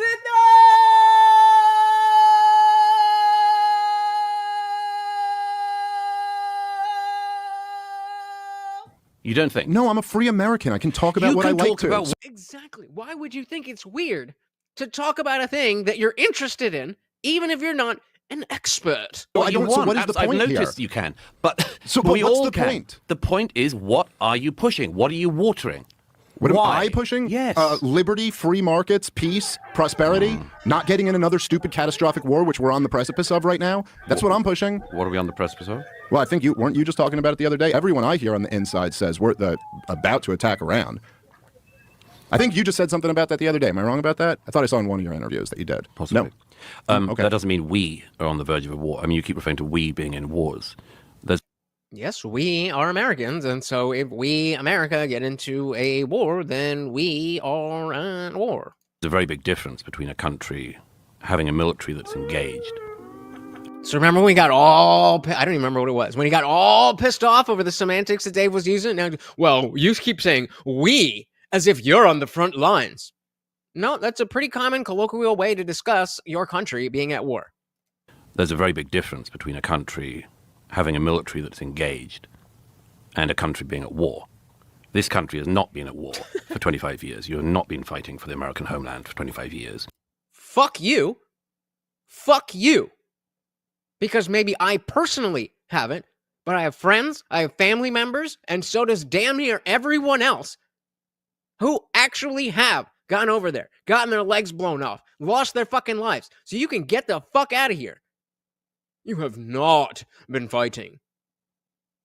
Because the American home, is that the only way that we determine what a war is? If your home country is getting invaded? Or is it when two countries are at war? What a fucking dick. This country has not been at war for 25 years. You have not been fighting for the American homeland for 25 Nobody said that. years. Yes, we haven't. That's true. Right. We haven't had a war Right. on our shores. We've been picking on third world countries halfway around the world. Well, Yep. you haven't been randomly picking on them. I mean, Afghanistan, you went. Yeah, well, not rand. Like, try to deflect harder. I don't think you can. Clay said, I don't have to be an exorcist to talk about leftists. Hey, there you go. There you go. So I said, I had to put the lime in the coconut. I'll call you in the morning. There you go. So he said, Britain goes where UN goes. UN goes where America goes. Unless America backs out of the UN, Britain has been fighting in the Middle East as well. Yup. Picking on third world countries halfway around the world. Well, you haven't been randomly picking on them. I mean, Afghanistan, you went. I didn't say it was random. Did I miss that? Did he not even say the word random? Fighting for the American homeland for 25 years. Yes, we haven't. That's true. Right. We haven't had a war Right. on our shores. We've been picking on third world countries halfway around the world. Well, So that's twice now that he's literally put words into Dave's mouth. you haven't been randomly picking on them. I mean, Afghanistan, you went. I didn't say it into- was random. Yeah, right. Okay. It wasn't like you suddenly decided to bomb again Myanmar or something. You went for Afghanistan to find bin Laden and take revenge for 9/11 and stop an attack like that happening again on the American homeland. That is very different from a country being at war. And what about the decades after that? Yeah, but Yeah, that's, but that's a having- total mischaracterization of the war in Afghanistan. It's one thing to say that might be an accurate characterization of the special operations mission in late 2001, but then I'd we say, thought yes, a because then 20-year regime yes, change war against the Because Taliban. you got dragged into the quicksand of war. Again, stealing this from Dave. You got dragged. I thought your thing was that we weren't at war. You haven't been at war. You just got dragged into the quicksand of war. What? Make that make sense. Oh, Yes. Okay, fine, but Fine. I thought it wasn't a war. Like, what? I don't get No, your I said argument. it was a war. It's your use of we, as if you're personally like suffering this war. I mean, Yeah, you're a yes, taxpayer. when I say Yes, we are suffering this war. Maybe we, not as much as the people on the front lines, but we, as a country, have money that goes to this place. The overall morale of, like we were saying before, friends and family members being blown apart. You cannot get more elitist than this. You cannot get more elitist than this. So we said Britain got dragged into the quicksand of war in World War II. They chose to help the Allies. Remind me who was in charge at that time. I can't put my finger on it. say we We're taxpayers, implied, so okay. we pay for it. Okay, fine. Douglas, would But, you go, I mean, if I went back and corrected you on every time you've used the term we to refer to your government or something like that? Like if I were to say, oh, we It's just fine, imposed. That's what we call being pedantic. tariffs on China. It's Would you point out that I it- didn't, you and it was take- Or just a dick. the Trump I'm administration? saying you take it obviously very personally, and that's Goddamn your right right. to do so, of course. You're goddamn I'm just trying to right. make sure we're accurate here. What do you think I'm taking personally? Just that, the American wars. Sure, yeah, I think Yeah. they've killed hundreds. What a loser! You care about people and things? What a loser! That's not wokeness, but it sure sounds like something a woke lefty would say. Hundreds of thousands of people and cost my country $8 trillion and degraded my country very much. And there's a very good argument to make on that. I'm Right. still slightly bemused about this. Oh, so you're not going to make it. You're just going to acknowledge that there is an argument to be made, but you can't make it. So either you agree or you don't know what the fuck you're talking about. This is why we need to break these things down. This is why we need to break these things down, because if you're just listening, like the other one before that Bryson called, I didn't even hear it. Then he is doing it again. We need to be able to identify these things, whether it's just watching a podcast or if we're in these discussions ourselves. You have to be very deliberate with your words so that when people try to obfuscate your semantics, then you're there. Shout out to Sim. He said, wait, full stop. This is not Bill Maher. I am so lost. Yeah, may as well be, right? May as well be. And there's a very good argument to make on that. I'm just not going to do it right now because I left my argument in my other pants. Still slightly bemused about this move from I'm an expert on this and I have views. Are we done? I thought we were done with this. About this move from I'm an expert on this and I have views to I'm a comedian. I've never claimed to be an expert on anything. This is the problem, Joe. I mean, What is the problem? Say the thing. Use your words. Use your words. You keep doing see this, all that bullshit, and you're not saying anything. He's an expert on deflecting. I've never claimed to be an expert on anything. this is the problem, Joe. I mean, if somebody Wait a minute, says you have to claim to be an expert on something to have an opinion on something? you don't have to be. You don't have to be. But So- But you definitely should if you want to please me, Douglas Murray. If you're just giving opinions, then who are you? But if you're an expert, then he said it's the same slimy mannerisms and neo-lib talking points. It's almost like wokeness goes both ways. Gabriel said, I'm disappointed with the experts, as you should be. But Wait a minute, you have to claim to be an expert on something to have an opinion on something? You don't have to be. You don't have to be. But So what's this is the like, issue? I'm not a historian, but I'm pumping out history. But wait a minute, I'm what not about an expert, just- but I'm talking all the time about But this you're not thing. even talking about And again, specifically. give me the issue with that. I'm not a historian, but I like history, so I'm going to talk about history.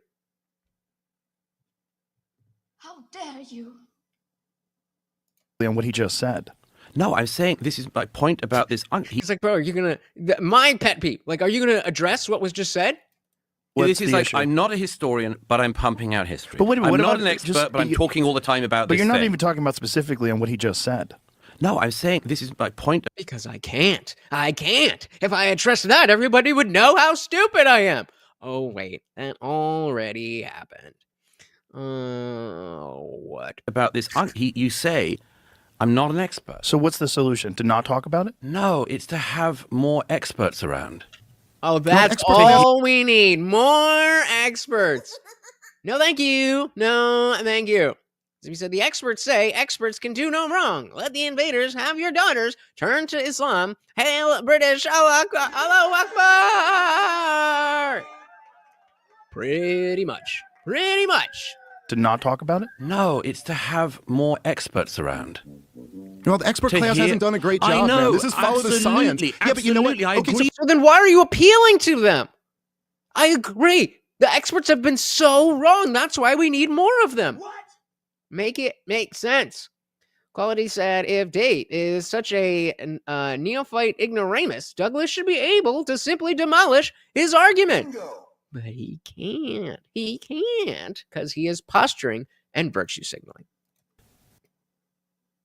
Well, the expert class hasn't done a great job. I know. Man. This is follow the science. Absolutely. Yeah, but you know what? I Okay, agree so fine. with So that. during, I just said okay, to you, I agree with right, that. I know. But So one Douglas, of the problems during is, all of Fire COVID, away. I will put my track record against any of the expert class on COVID. I'm glad to do that. So should I have just shut up? Should I have shut up by opposing lockdowns and opposing vaccine mandates and Well, talking that about was the the lab leak argument at the theory? time. You realize that's that, the right? entire argument that you're making. Let the experts handle this. No. It is. What do you mean? What do you mean? So then play that out. Stick with this. So Dave needs to stick with this example then. I was so much more right than the experts on COVID. I was not an expert. I'm still not an expert, but I was right. So why is it an issue that being a non-expert, I'm giving factual information? You're not an expert. You're You're right. I was just a you're comedian. wildly not listening to what I'm saying. Projection.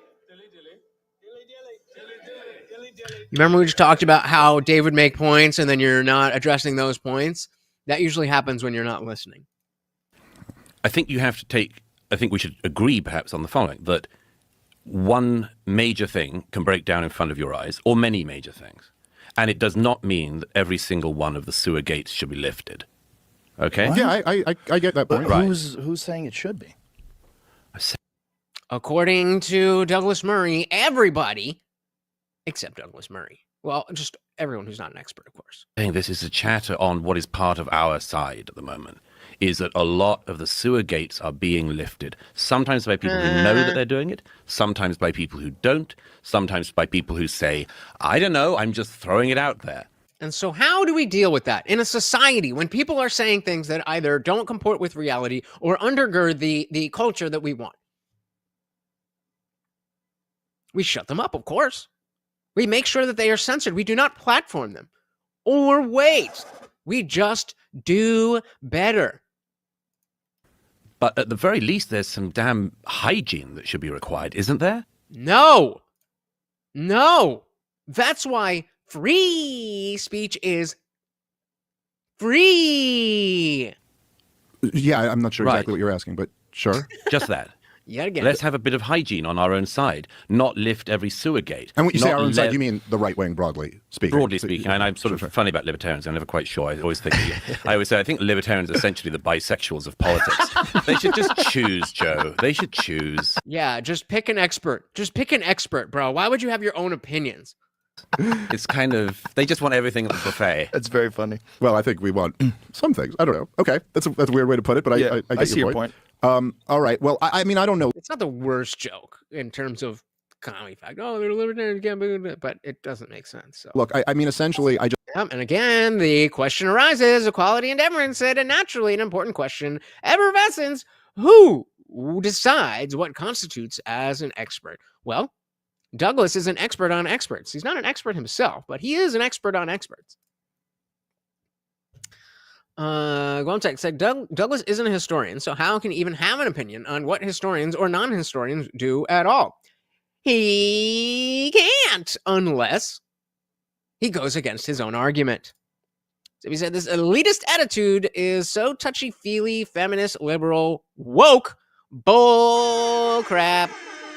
That's why I'm so happy that this played out like this. I have not seen a better demonstration or example of the woke right than what we're seeing. And in the same way with the woke left, it's not just one thing. It's not just about race, or it's not just about sexism, or it's not just about trans. It's a mentality that goes through all of these things. And the elitism and the gatekeeping is a huge part of it.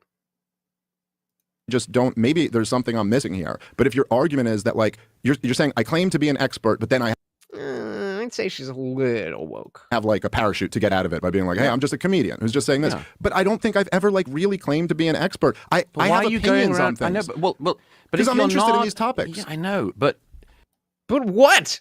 He's talking about them because he wants to talk about them. And we want to hear him talk about them. What is your issue? What is your major malfunction? isn't it weird? No! And if it's weird, then the entire internet is weird. Have you been on social media, any platform, anywhere, a bunch of non-experts giving very passionate and strong opinions. Sometimes they're better, sometimes they're worse. But that's what it is. I don't understand what you're advocating for or against here. To go round, for instance, let's get to the last year and a half. It's a bit weird to be simultaneously saying, I'm not an expert on a conflict, and talking about it everywhere. And of course, the weird thing was directly a top-down thing with J.D. Vance. Oh, weird. He's weird. I don't think so. Not really. I mean, I don't know. I don't think like I don't see how you Do can't you have an talk opinion about on these things? Which things? All these things that we're talking about. Some of them, yeah. Are you an expert? I am on some, yes. On some, but But you talk not. about something that But you're not some an are expert on. You'll notice Right, so that what I should you didn't do? just... What should you do if those subjects get breached? Well, I think that you educate yourself as much as you Shouldn't can. you say I'm not an expert and then give your opinion if Depends. you're in the middle of a conversation? I think it's, as I say, I think that it's a weird move to say, I'm not That's not a question. an expert on this, but I'm going to talk about it nonstop. I think that is strange. Listen, I will I would probably agree. certainly concede that I am weird. So I'm not disagreeing with you. It's weird that I'm as obsessed with all this stuff as I am. I mean, like, okay, I'm a weird guy. I tell jokes at nightclubs and then get obsessed with politics and monetary policy and like, okay, fine. But I just like fundamentally disagree with this idea that, which I really do think is quite American and woke. democratic in spirit and quite elitist, that there's an expert class. They can have opinions on all of these things. It's weird for any regular person No. who's just read about it. Not my view. Not my... You literally just said that. You don't think it's weird to not be an expert and talk about a thing that you're not an expert in? And then he regurgitates that in a steel man, exactly what you said. That's not my view. Well, why don't you tell us your view there, bud? Why don't you tell us? It's been 43 minutes for them, and still nobody knows what the fuck he's talking about. My view. It seems like what's No, what you're saying. I conceded already. I said a long time ago that I believe much of the expert class let itself and us all down very badly. And I Then why should we trust them or need more of them? It logically does not follow. think that happened in foreign policy in areas, not every area, but it happened in some areas. I think it happened with COVID in many areas. But that does not mean that it's just a free-for-all. No. There are some things we can still verify to be true and can still agree on as baseline levels of agreement in a free society. Apparently not, because just giving your opinion is something that you're not okay with. Colin said, wait, did Gabriel just say that Andrew, voice of God in my head, Wilson, called somebody else a weirdo? That's Gabriel for you, man. He goes hard. He goes hard, but I respect it. I respect it. And yes, everyone is free to air their views, but it does not mean that everyone who sounds off on an issue, whether it's World War II, the war in the Middle East, the war in Ukraine, has an equally valid point of view. No. I certainly Nobody wouldn't argue. is saying that. You're the one trying to establish what views are correct and not correct and expert or not expert. We're just saying sometimes people say things. If they're right, then they're right. If they're wrong, then they're wrong. Nobody is saying that everybody who says a thing is automatically on the same level. Straw man after straw man after straw man without even a premise or conclusion or point to begin with. The war in Ukraine has an equally valid point of view. No. I certainly wouldn't argue. I mean, that to me is just batting down a straw man. I mean, I certainly wouldn't argue that everyone has an equally valid point of view. And I certainly wouldn't argue that there shouldn't be some standards of like who you would want to find interesting and talk to and who you wouldn't. But also it's like, so let's have the conversation that like, Let's do it. Let's do it. It's almost been an hour for you guys. Let's do it. Let's have the conversation. I don't know, like if there's if there are experts out there who can smack all of this stuff down or just destroy every point that I make over the years or whatever, like, okay, so then do it. And then let's see. Yeah, I know, but, well, that's a bit weird because also then it's like the debate me bro thing. But you just, I think you just You're the one who got mad at Daryl Cooper for not wanting to debate because he admitted that he wasn't an expert. And you had a problem with that for some reason. But he hurt my brain. He hurt my brain.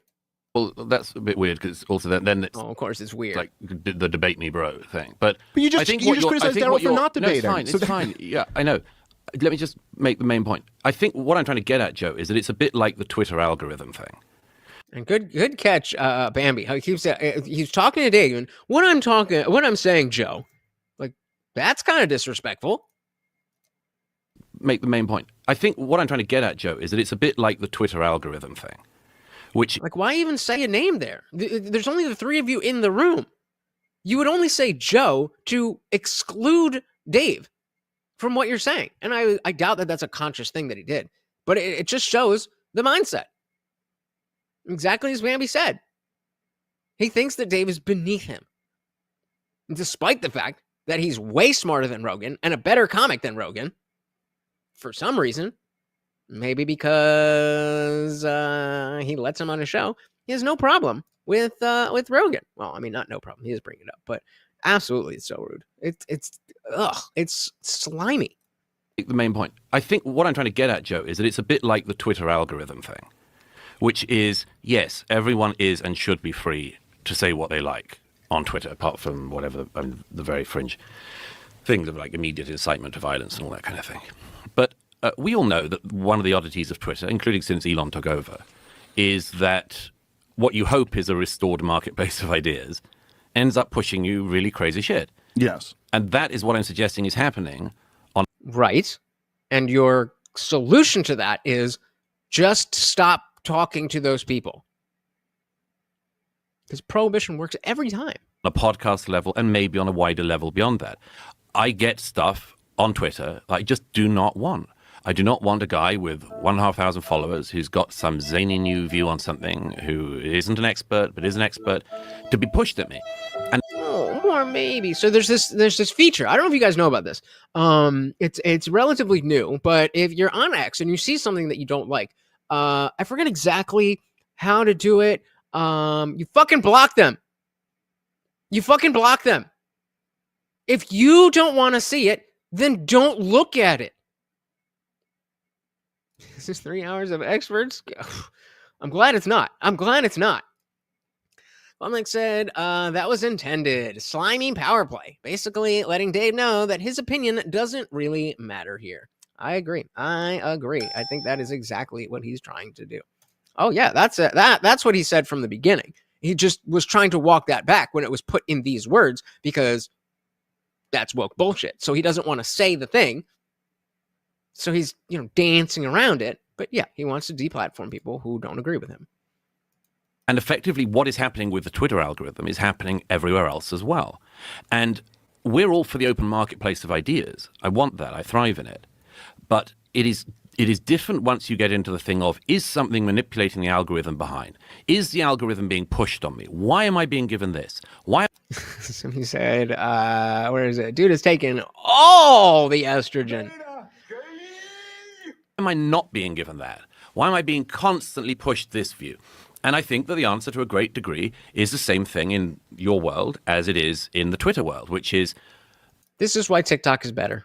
If you go straight online and you say, JFK file drops, watch live stream of Kennedy historians reading the papers live, you're not going to get any views. No one's going to watch it. I would have watched that. That's what's needed is for the people who know the documents to go through the documents. Put a 1 in the chat if you would have watched a lot. Did I not literally say this? I'm pretty sure I literally said this on stream about the when they're holding up was that the Epstein files or JFK files? Either way, when they had all the libs of TikTok and whoever else, they're holding up the binders, whichever drop that was. I literally said, how are you not doing a live stream of just reading out everything? Because I would love to see that. So, wrong again, Dougie! Wrong again. He said, but aren't experts just people who know the mainstream talking points with precision? Yup. Said I'd make my excuses and leave politely if I had to sit with this princess. Oh no, this is how careers are made. Not that Dave doesn't already have his career, but this is how careers are made. When you are handed on a silver platter a debate that you have destroyed without really having to have even said anything or make any arguments. On the Joe Rogan Experience, I would have been there for 8 hours. I would have sat through it all. No one's going to watch it. That's what's needed is for the people who know the documents to go through the documents. And sort of same point, but again, you see so Bambi, before when you were saying, oh, he looks down on Dave, I was like, he looks down on all of us. I specifically asked for that live stream.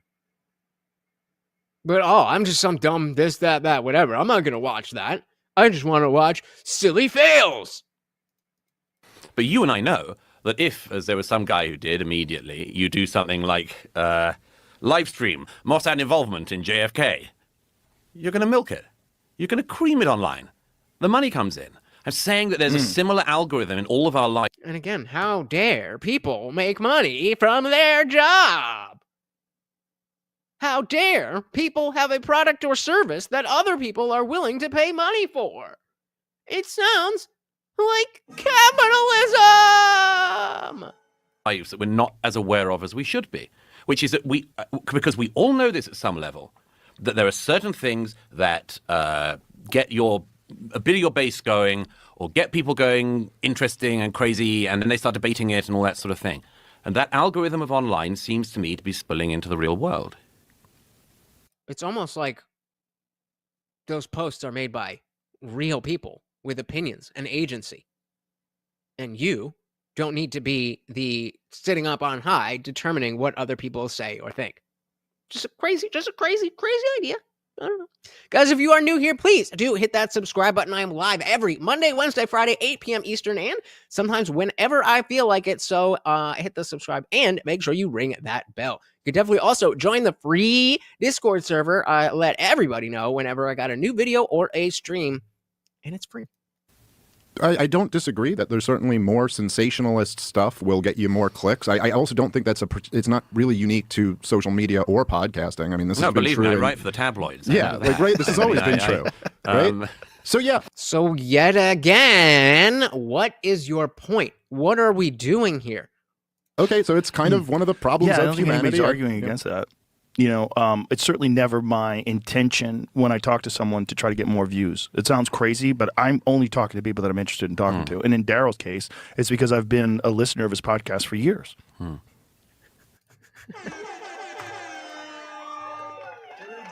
Make experts great again. I'm down with that. I am down with that. Quality, unfortunately, this is the discussion. This is the discussion, and it goes on to different stuff, but it is an exercise in mental gymnastics. We are watching someone in real time try to create an argument out of nothing. And to be able to, and again, Dave said this on the podcast that he did, just going over this, that there's probably a bunch of people who see this, and because he's talking in his English accent and he's being calm and whatever, they're probably like, oh shit, he won. Or people were just going to be sycophants for him, and regardless of what he says, they would say that he won. But it is an exercise in recognizing the bullshit, the semantic obfuscation, the dogmatic thinking, all of it. All of it is right here for you. And in Daryl's case, it's because I've been a listener of his podcast for years. I like this one. Make mental asylums great again. Zippy, you're first. That's it. This is like that seems like an interested in dramatic talking to. When I talk to someone to try to get more views, it sounds crazy, but I'm only talking to people that I'm interested in talking to. And in Daryl's case, it's because I've been a listener of his podcast for years. That's it. This is like genuinely how I pursue things. Do you though? That's why you're here. I'm genuinely interested in your views as well, even though you completely disagree with him. This is the marketplace of ideas in real time. I agree. Although, as I say, I think you've massively underrepresented the pro-Ukraine argument and the pro-Israel argument in the last 2 years. Because, again, it's not like the media and other places besides Joe Rogan. Nobody's talking about pro-Ukraine. So, I mean, if we don't get more pro-Ukraine, then how will we ever know that we have to send billions and billions and billions of dollars to Ukraine? Because, of course, that is the right position. Right, Doug? I I don't know. I mean, well, That's my observation. okay. And this is the same argument with mainstream media when they're like, saying not exactly the same thing, but, both siding it, the 50-50, that if you're going to have this person, that's the old world. That's the old world. Who was the guy before Tom Brokaw? The Walter Cronkite. Those are Walter Cronkite days, when the expectation of somebody disseminating information was to be completely unbiased. We don't live in that world anymore. If somebody was trying to tell you, hey, I don't have a bias, I'm just giving you straight facts, unless they were literally just stating facts, and even still, you got to decide which facts to include and not, then that's not how media works anymore. And I would say for the better. Did you? I'll trust you. I don't remember, but I'll give that one to you. Zippy said NATO and the U.S. had to invade Russia.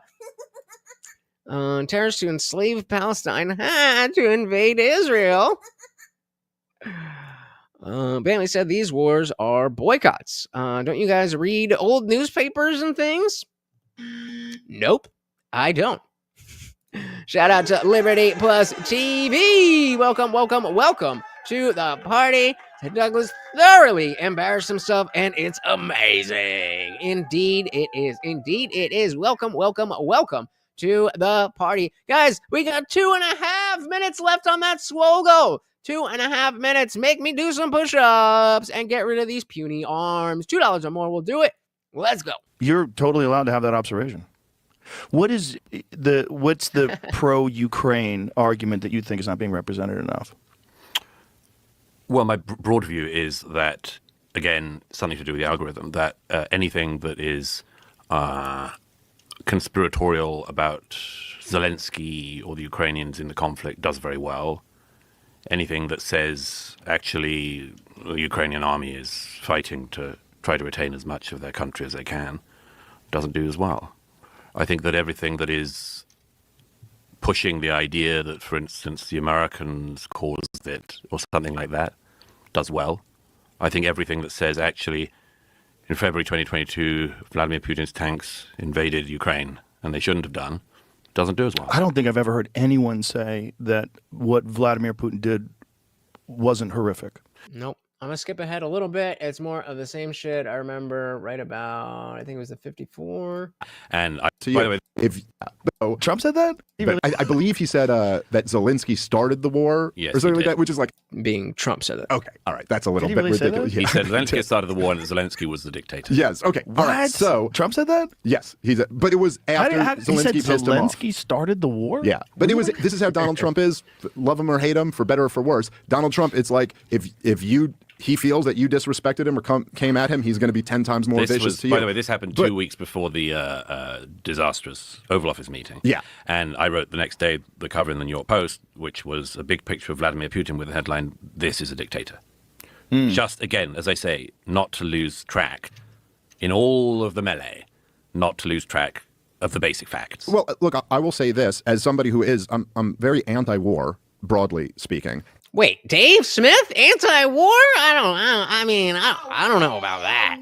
And I do agree with you that it should, we should be able to have conversations about all the things that led up to the war and all the different, blunders that were made, and also still recognize that Vladimir Putin invaded a country and is responsible for, at least hundreds of thousands of people dying. And, my Scott Horton, who I always try to promote on here, he just wrote this book called Provoked. I think it's the best book that's been written on the history leading up to the war between, it basically takes you from the collapse of the Soviet Union up to the war in Ukraine. And even in that book, the book is called Provoked. And the argument is that Western policy was very provocative toward Vladimir Putin, and there were a lot of off-ramps that could have been explored and should have been explored. But he has an entire chapter in the book where he is saying, look, Putin had a lot of other options. He didn't have to do this. It's not as if any of that justifies his invasion. And so I do agree with you that whenever we're talking about a war, particularly a war of aggression, that should always be in the front of people's minds. I mean, you can criticize, I would say, I think I'm consistent on this across the board. You can criticize lots of things about the insurgency in Iraq, certainly.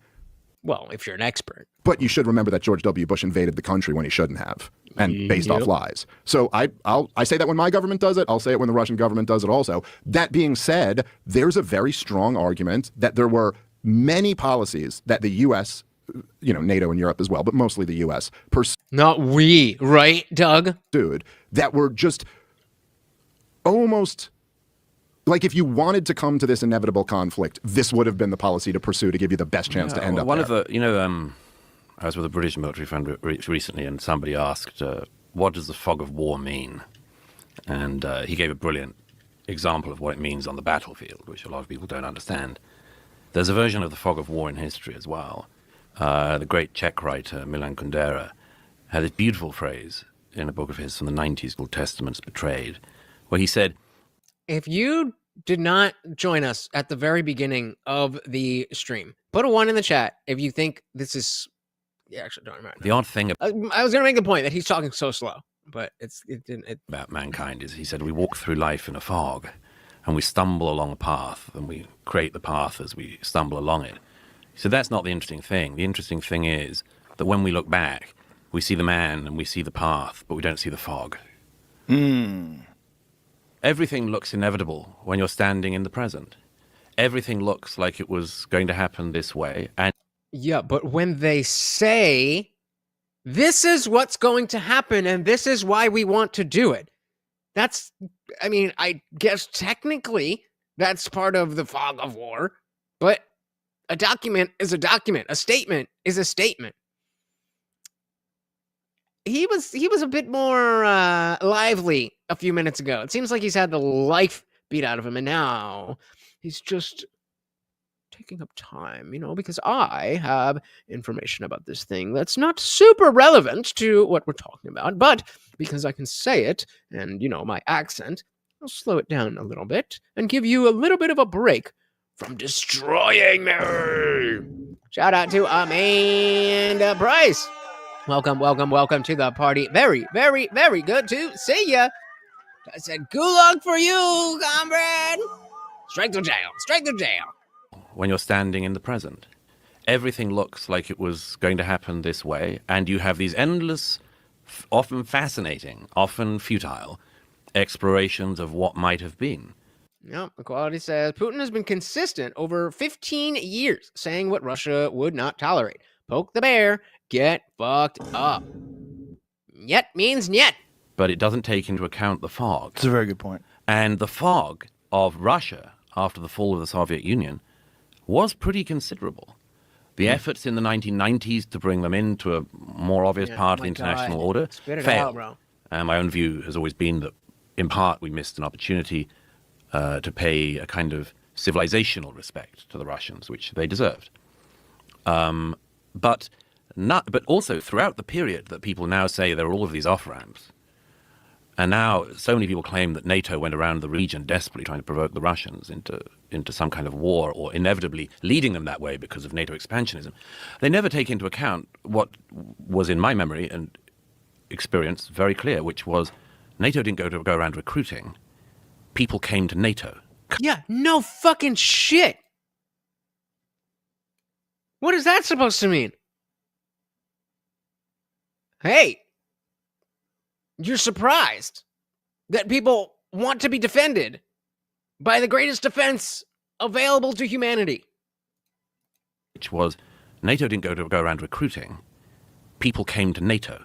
Countries came to NATO wanting to join, precisely because they feared the aggression that Ukrainians have suffered since February 2022, and indeed before. I was in Georgia just after because of 2022. That's why people want to be in NATO. I mean, this guy, he does not miss. So NATO did start a war. Got him. And it said apparently Russia wanted to be part of NATO, but NATO said no. Is that true? I mean, it makes sense, to be honest. But Baby said it's an actual war with people dying, but the catalyst is the part people misunderstand or make invalid assumptions about. History repeats itself. Unfortunately true. And if not, it certainly does rhyme. Quality said he generally does have a slower, more deliberate manner of speaking. Well, spit it out, motherfucker. Zippy said, neo-libs start wars. It was not us, comrade. Yep, neocons and neo-libs are best buddies in that sphere. You got it. You got it. Iranians have suffered since February 2022, and indeed before.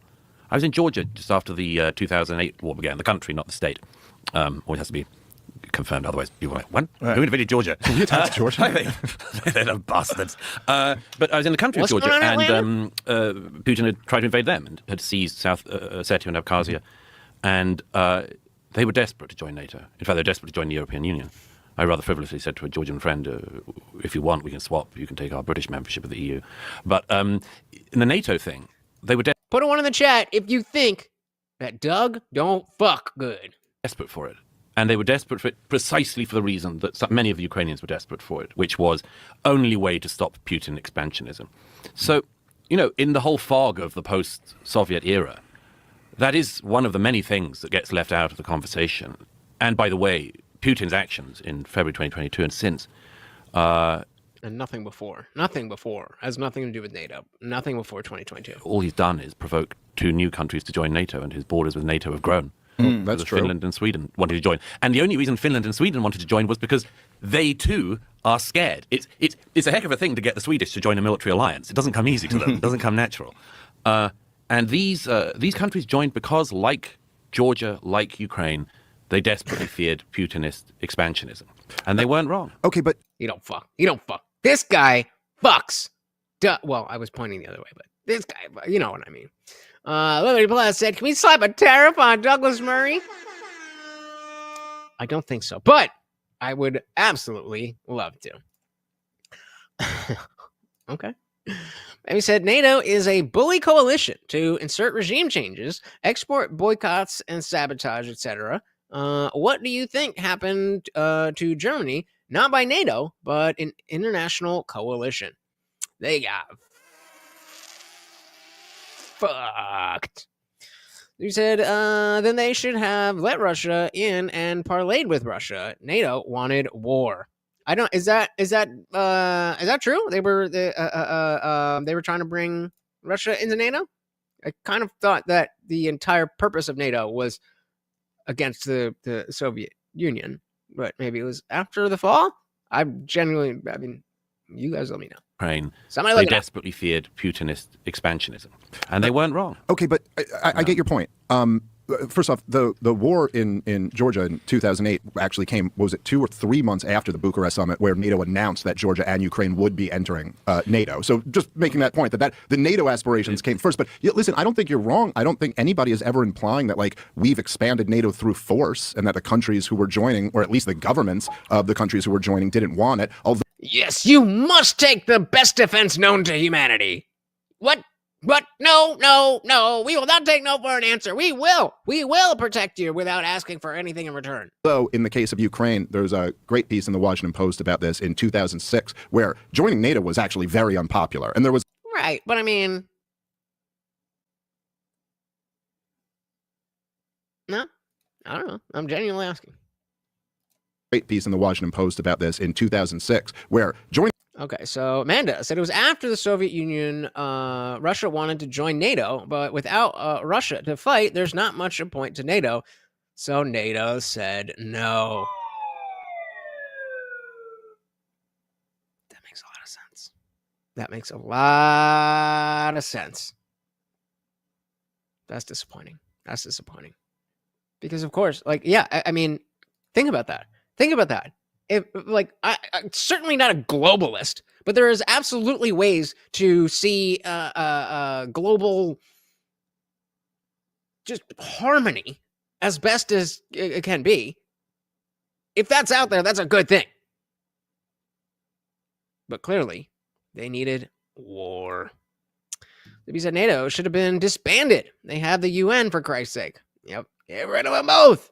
So in the case of Ukraine, there's a great piece in the Washington Post about this in 2006, where joining NATO was actually very unpopular. And there was a lot done, and largely because they just didn't want to take on the headache of the conflict that this might provoke. But the question, I think, isn't necessarily like, do these countries wish to join NATO? Of course, I think most countries in the world would like to join NATO. I think most countries in the world would like the most powerful government in the history of the world to guarantee their defense and subsidize their defense.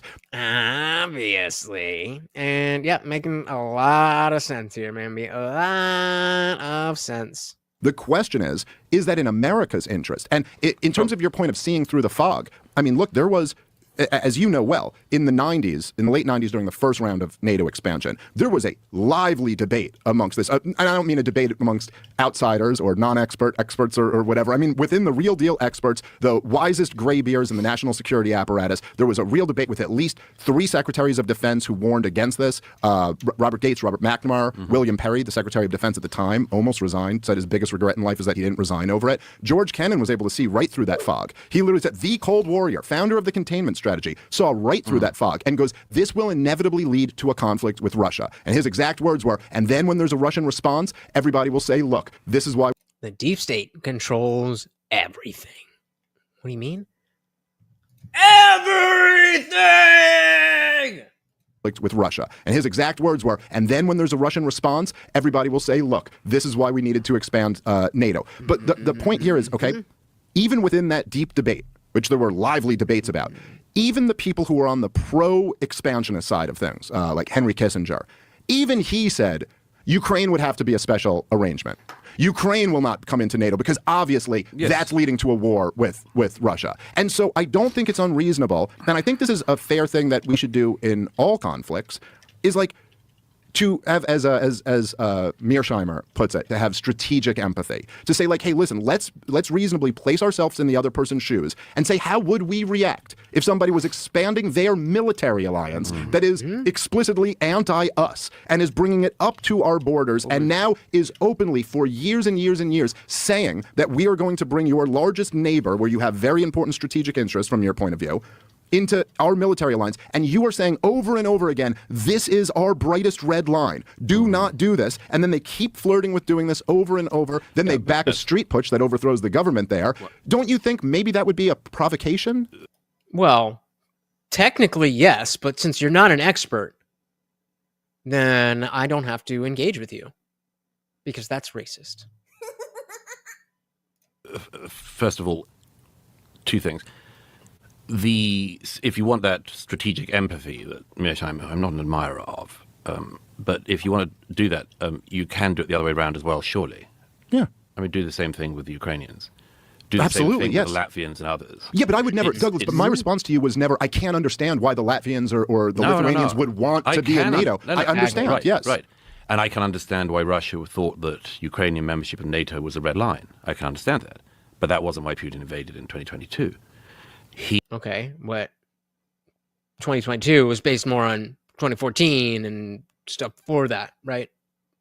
You said Russia in South America, Cuba, or Greenland. There is a reason why the CIA ruined South America with the cartels. That's a spicy take right there. Manda said one of the great agreements between Russia, NATO, and Ukraine was that Ukraine would not join NATO, and look what happened. They didn't join NATO, but we decided to fuck everything up anyway. So we got all of the negatives of what would have happened if Ukraine joined NATO without them having to pay dues, as if that was going to be a real thing anyway. But the point stands. The point stands. It was a red line. I can understand that. But that wasn't why Putin invaded in 2022. And I think there's an oddity, if I can say so. Maybe this particular. I feel like this is kind of just pulling this out of my ass. But it really does feel like it's not that much more complicated than Putin invaded in 2022 because Trump wasn't there. He saw Biden and was like, now's the time. Now's the time. How far off am I? Comes across on the libertarian bisexual side. But I think there's an oddity of the... Let the record show him a happily married heterosexual man. They all say that. I think there's an oddity that sometimes particularly happens on the libertarian side, which is a presumption that things only really happen in the world because we make them so. And... Who's we? Russia invades Ukraine because of American policy in Eastern Europe post 1989, 1990. Something happened in the Middle East because of American policy. And I think it's a very blinkered and parochial view of things, because my experience in countries around the world is that there's a heck of a lot going on that America is frankly not really involved in. Well, that's And there should be way more of that. Yeah, Zippy, I'm not fighting. You know, you got an interesting point here. I said Napoleon started it. The bastard. How dare you? Bastard. certainly a straw man of my position. I'm not saying that America what I'm is saying, But what I'm saying is, it is very. In fact, it's partly since you very kindly raised the issue, Joe. Your book. Find your book. Blocked by the manor. Guys, we are coming up on, we're just past the 2-hour mark. If you would like to keep the party raging, you know how to do it. I would love to cover as much of this as we can. It gets heated back up, and I would love to keep going, but you guys know how to do it. It's one of the things. Democracies and death cults. It's one of the things I find very interesting about this with democracies, which is it is one of the things in the nature of a liberal democracy that because we have the right to air our opinion, because we have the right to criticize our government and much more, we end up doing all of that. And there is a misapprehension people can come to, I don't know if you do, but they can come to, which is effectively we are the only force that causes action in the world. And there's a reason for that, which is that we have, thank God, a say in how liberal democracies are run. I mean, they can't do comedy anymore. Let's not be hyperbolic. Run and how we're governed. And we can chew over all of the disagreements that we have. But when a liberal democracy comes against the kind of rock, like a death cult, a totalitarian regime, a dictatorship, like Russia, or the Iranian revolutionary government, there's always this temptation to say, to focus our attention on our own side, because we can't do a darn thing about the other one. It's a version of, the great late Senator Daniel Patrick Moynihan said when he was ambassador to the UN. Before he goes into that, let's shout out Arrow again with another $2 make you holler. Thank you. Oh, thank you so very much. Morty is in his safe space here, but we will get him his treat as always. Thank you so very much. That buys us a little more time to keep the party raging. Thank you so very much. He had this great rule, it's sort of known among those who know about it as Moynihan's rule, which is he said if you sit at the UN, or the UN Human Rights Council, or any of these bodies, you would come away with the belief that the most abused people with the fewest rights in the world live in America and other Western liberal societies. And yeah, that's wokeness. he came because we're the ones that talk about it. If there's one incident of racism in America, well, the whole world knows about it. Everyone reads it. There'll be protests everywhere. If there's one incident of racism in North Korea, it's not going to make any news. And then you have on top of that the fact that the way in which despotisms and death cults and dictatorships work, the information just doesn't come out. And Moynihan's rule ended up being that it's an interesting point. He said that his rule by the end of his time at the UN was that the number of human rights violations that occur in a country happen in exactly inverse proportion to the numbers of claims of human rights violations. Because so what you're saying is Americans have too much privilege. Someone explain to me again how this is not wokeness? Zippy said a liberal democracy is all subsuming. Only a democratic republic has the chance to be free. Or the UK. The UK is very totalitarian, get jailed for memes and self-defense. That's where he's from, and that's why we're totally buying in to what his bullshit arguments are, right?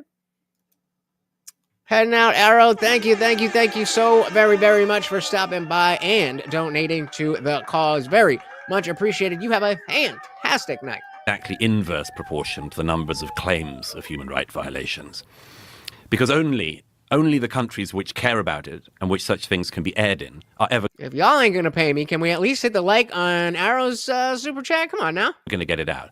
But the point of Moynihan's law and the warning of it is, be careful not to come away with the mistaken idea that the freest and most liberal societies are the worst.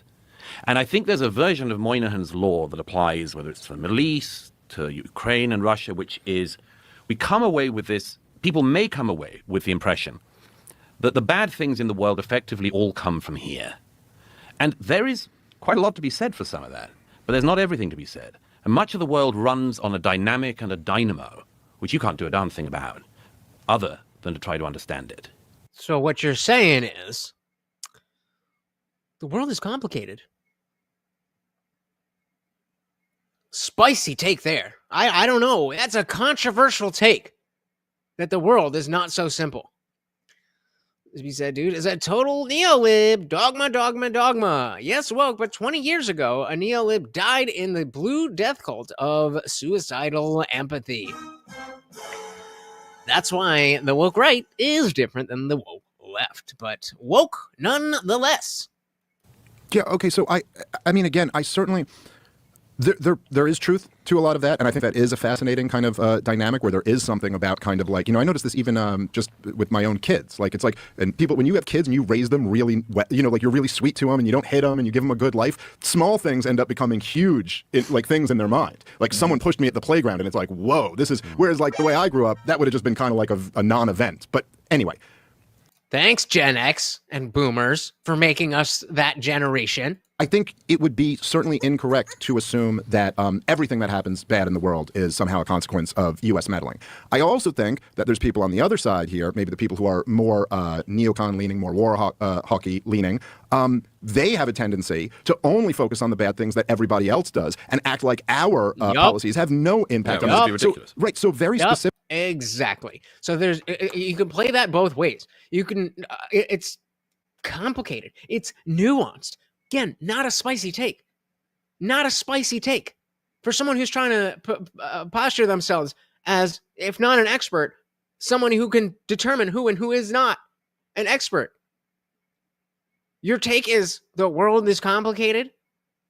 It's not all good or all bad. That's your take? That's what we need an expert for? Specifically, you know, with the Russian invasion of Ukraine, and I'll just get two like bullet points on this, and we could talk about a lot of this. But look, number one, in 2008, as you well know, right, the Joe Biden CIA director, who was the CIA director for the entire... Oh my God, I remember this part. I did see this part. Okay. Oh no, right? The Joe Biden CIA director, who was the CIA director for the entire war up until Donald Trump just came back in, he wrote the Niet Means Niet memo to Condoleezza Rice, a private cable to the then Secretary of State when he was ambassador to Russia, to let her know that this flirting with bringing Ukraine into NATO is going to end up in a war. And by the way, the Russians don't want to do it. His words exactly. If you keep pushing with this, the Russians are going to have to make a decision that they don't want to make, which is whether they intervene or not. And number two, Stoltenberg, I might be butchering that again, but the head of NATO, he himself said that Vladimir Putin sent him a draft treaty in late 2021 and said, look, if you just put into writing that you will not bring Ukraine into NATO, I won't invade. You ready for this? You're not ready for this. This is the response to that. Now, if you want to argue that I admire your appeal to authority to the head of the CIA. That's not what happened. It's literally the opposite. They're saying we don't trust the CIA, but even the head of the CIA is saying this. It is literally the opposite of an appeal to authority. This is an appeal to what we believe is not an authority, what we believe is wrong, and even they are saying this thing. And then, yeah, great point. Is the CIA not an expert on Central Intelligence? I admire your appeal to authority to the head of the CIA. It's not an appeal to authority. Well, how is that an appeal to authority? You regard the view of the... Well, I mean, if you believe that the CIA director said that they have this and you saw the documents, then that's appealing. Oh, no, that's not what that is. That's what your whole thing is. So, you know what we call that?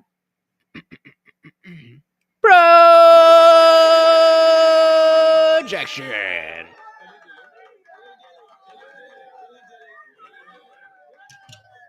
Little defensive about appealing to authority, are we, Dougie boy? It's not an appeal to authority. Well, how is that an appeal to authority? You regard the view of the CIA director on that occasion as being useful for your argument. But secondly, Right, because we don't trust that. And so if that doesn't look good for the CIA or the deep state or the country at large, so that gives it more validity. Because what we would expect from the CIA, from the deep state, is that they would lie about that. So the fact that they're not even lying about that is the point. Oh man, I like that one. I like that one, but you know, it just shows up like that. You know what I mean? We gotta pick ones that show up. Hang on a second. Hang on, secondly, there's an oddity to believing what Vladimir Putin says. No, wait, hold on. But you didn't let me finish my point. Okay. So don't believe what he says. I'm not going to pretend to read his heart and mind or something like that. But at the very least, you handed him the giant excuse in order to do it. I mean, maybe he doesn't really believe it, but this is his argument to his own people and to the world that it's like, look, and we put him in a position, if you hate Vladimir Putin, he's such a terrible guy. Well, we put him in this position. He was about to be like, I don't hate him. I'm just saying that talk about being a contrarian. A position, if you hate Vladimir Putin, he's such a terrible guy. Well, we put him in this position. You heard, and he was like, I'm going to be a real dick if I where he gets to now very plausibly say to the international community, in the same way that if the Soviet Union had survived and the United States hadn't, and they were. He doesn't very plausibly have the opportunity to do that. He invaded Ukraine because he wanted to annex the whole country, because he was trying to pretend that the whole place had been run by Nazis. Well, bro, I think even Google will give us see Ukraine. Oh, look, Nazis in Ukraine flying Nazi flags. That's not what I want to do. What the hell just happened?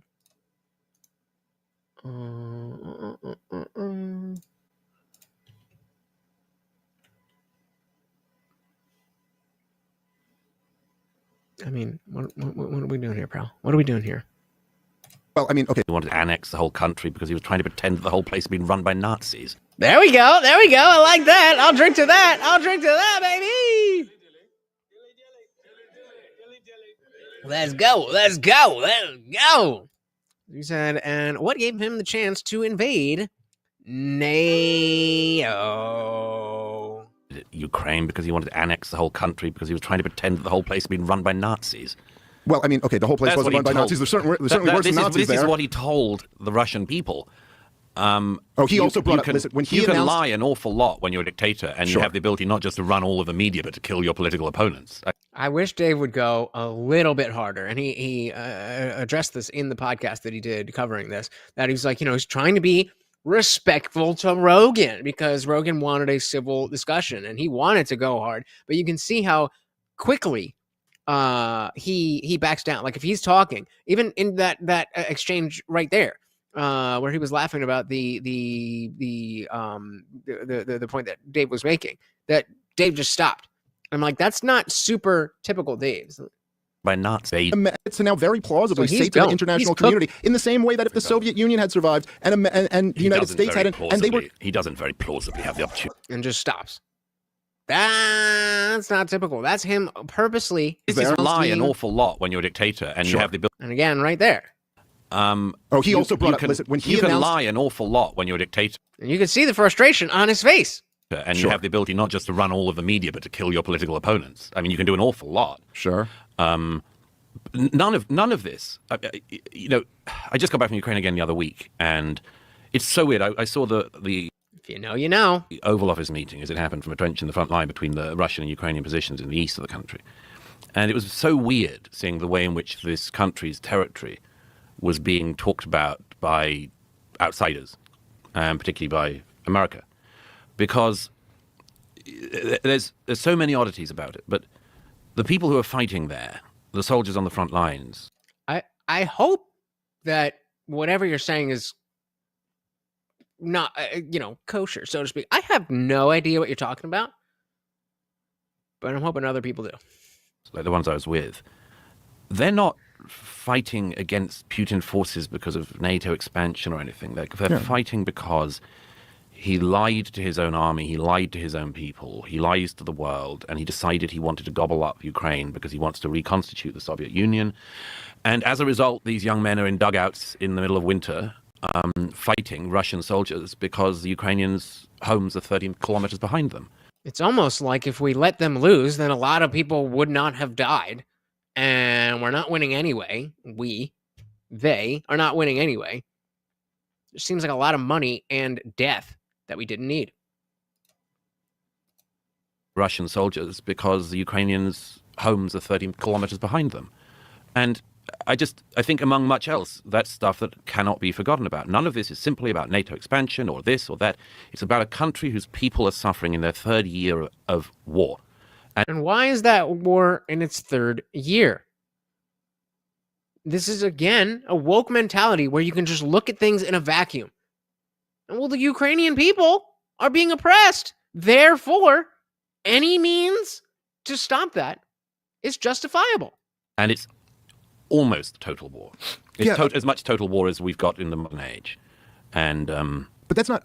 I'm not disagreeing with any of that. I'm not saying the Ukrainian people were fighting because they wanted to keep their country. People don't very much like being invaded by foreign countries. I understand that completely, and I've also always said throughout this whole thing that is their right. They have a right to do that. We as Americans have a right to, have an opinion on whether our government ought to be funding and arming the thing. But all I'm saying is that I'm not making an appeal to authority here. I'm just saying that you have the top people in the Russian government all unanimously saying, like, this is our red line. You keep flirting with NATO expansion into Ukraine, and then I haven't had Coke in a minute. I would enjoy a line of Coke. I don't have any plugs anymore, so I'm scared of fentanyl, but I could do some Coke. Sorry. Anyway. All unanimously saying, like, this is our red line. You keep flirting with NATO expansion into Ukraine, and then you have all the people at the top of NATO and at the top of the U.S. government admitting it too, and going like, this is the whole beef. So why is it like these two things aren't mutually exclusive? No, they aren't. But I mean, well, you can either be a comedian or you can be a podcaster. They weren't going to expand NATO to Ukraine. Well, oh, now you know counterfactuals. So in the universe where everything that Russia did and Ukraine did and the U.S. government and NATO did, in the universe where that didn't happen,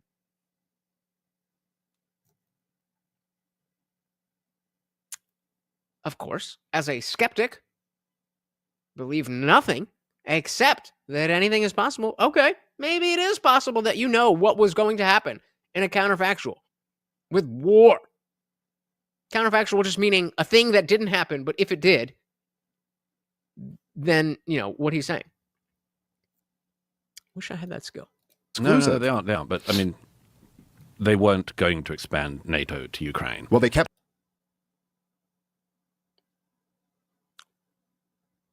based on? flirting with it, and this. No, that the Ukrainians wanted membership, and it was very unwise whenever anyone from the rest of the West even flirted with it. Didn't Kamala Harris openly say that NATO was going to join you? Yeah, sure. Before Ukraine was going to join NATO? Yep. Yeah, I never saw her as the Kissinger of our era. It doesn't matter. She was the vice president of the United States. The leaders of NATO. Really, just NATO itself. But yeah, I mean, I don't like Kamala Harris. Therefore, her influence is only as far as my like for her. Come on. I don't either. I just like snorting drugs. I don't know what's wrong with me. I like snorting drugs, and it's been a long time. It's been a long time. We're going to meet up. We're going to have a good time. Does anyone roll their eyes to infinity listening to these Muppets? Yes, but again, it is important. It is important that we see the bullshit so we can call it out and we can recognize it in the real world. Which I agreed. No, there's some. Kamala Harris openly say that NATO was going to join you? Yeah, shortly before the war. Ukraine was going to join NATO? Yeah, I never saw her as the Kissinger of our era. Which I agreed. No, there's some area of agreement. That's Douglas, Tim that Walz. we can come. He's the He's the guy for that. Well, obviously, that guy's the future. But okay, but it is I thought the future was female. What's going on here? still the vice president of the United States of America, and it's But it's again, not just. again, that's not why Putin invaded. But Well, I mean, you can he assert invaded, that, He but- invaded because of the thing he's dreamt of since falling down to the Soviet Union. Is Do you know wants how he dreams? We know a lot from. Apparently. Oh, you're going to trust this person and that person giving official government documents? No. But you're going to speculate as to someone else's dreams. Thank you, Ty. Thank you. I feel like, whatever's going on here, I'm doing work right now. I'm a ball. Are you not entertained? Since falling down to the Soviet Union. Do you know how he dreams? We know a lot from what he's said and what he's done since the fall of the Do you trust Putin now? Soviet Union and his statements, certainly very early on in his presidency. Right, but if he does have a red line and you violate that red line, is that because he's following his dreams, or it's because his dream is, as he's said many times, is the reconstitution of the Soviet Union's territory? I don't think that's exactly what he said. He's alluded many times to like how great the Soviet Union was and what a tragedy it is that it collapsed and things like that. But regardless, something we can agree is a fiction on his part. I mean, I think the Soviet Union collapsing is one of the greatest things that's ever happened in the history of the world. One of the most evil regimes, if not the most evil regime. Result of American action. Sure, there were a lot of factors in there, but yes. Throw in some pro-American views. That was such a, you can tell that's a fatherly, and I mean, I'm not a father, so correct me if I'm wrong, but that definitely seemed like a fatherly, yeah, whatever you're saying, child, it's not really making sense, but I don't feel like I need to get into an argument. Yeah, of course. Action. Sure, there were a lot of factors in there, but yes. Throw in some pro-American views. I will certainly concede that us luring them into Afghanistan played a huge role in weakening the Soviet Union. It came with the minor. To be said again, why did not NATO and the West vehemently deny and move away from any notion or plan to have Ukraine join NATO? The West could have stopped this. That's an argument, sure. The other side of it is, hey, Ukraine ain't part of us, and if they get taken over, then they're Russia now. That's it. Sorry, Ukraine. I said his dream is a nightmare of when he was being verbally abused by his mother. Oof. Scary. Into Afghanistan played a huge role in weakening the Soviet Union. It came with the minor little price tag of 9/11. The Soviet Union did not fall just because of Afghanistan. No, I didn't say. I said it played a role. I didn't say it was just because of Afghanistan. No, the stationing of European troops. Also because communism as an economic model just doesn't work, and it was a disaster, and it was destined to collapse. Like all centrally planned, totally socialist economies are destined for bad results. I don't like the word destined in that because, I mean, in my experience, things that don't work can go on an awfully long time. Well, look. Yeah, but you just talked about what would happen if NATO didn't do that, this, and the other. So you're full of shit. Soviet Union went on an awfully long time. I mean, it was. I thought when I went to North Korea some years ago that couldn't go on for much longer, and on it goes. Yeah. No. Okay. So fair point there, but certainly it's going to be, it's a much different dynamic for a communist country like North Korea, who is a relatively small and not expansionist, whereas the Soviet Union was trying to maintain an empire, which is a much tougher thing to do. Look, the United States of America is going broke trying to do it, so it was pretty tough for them to do. All I'm saying here is that, like, if the dynamic, again, it's not just that, like, first off, in 2008 at the Bucharest summit, we announced we were doing it. Now, we didn't give them a map plan, but we announced they are coming into NATO. Over and over, not just the Kamala Harris comment, over and over and over again through the years, people at the highest level of the U.S. government asserted that this is going to happen, that it's a matter of time. And then 2014, this was a major provocation toward the Russians, that we backed this street protest against the democratically elected government there. That's a good one. That's again, it's tricky because the Maidan protest. Hit the pole, motherfuckers! Hit the fucking pole! Were genuine students in the center of the city who were uprising against a corrupt government. I'm not even arguing that. Ukraine's a corrupt, and that again, it's the people of Ukraine, like other countries, when they do have agency beyond what Washington. Yeah, I'm not claiming any of those people don't have agency. I'm just claiming that Washington poured $100 million into the thing and sent our politicians over there. Our politicians openly saying, "We're on your side. You have the backing of America." Look, Douglas, but historically, America has liked to be on the side of people who desire freedom over autocracy. When it's convenient, not so much when it's not. Well, not in Saudi Arabia, not in Egypt. I'm glad you joined me in my dislike of the House of Saud. Okay, fine, but look, it does attack. I was worried. He's talked about what's weird, and this is weird to talk about things that you're passionate about that you're not an expert on. That's weird. It's so weird. What's weird is how often he's trying to be, hey, we have common ground, right? Here's the thing we can agree on. We can agree on this, right? He's simultaneously Like, you are beneath me. But like me, please? Can you like me? Please like me? It's so weird.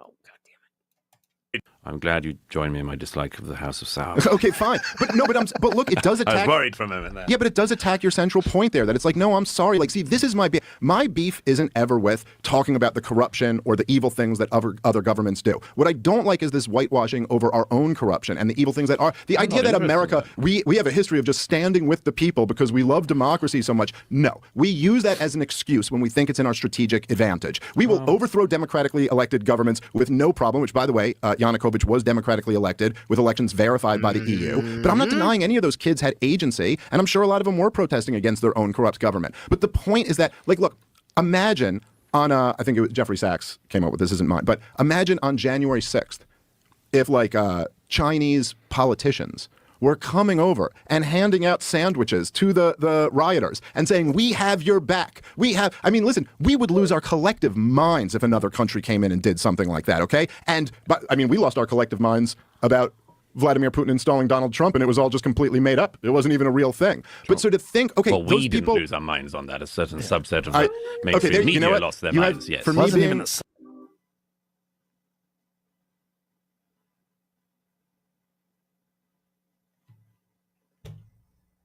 This is why the woke right is an important discussion.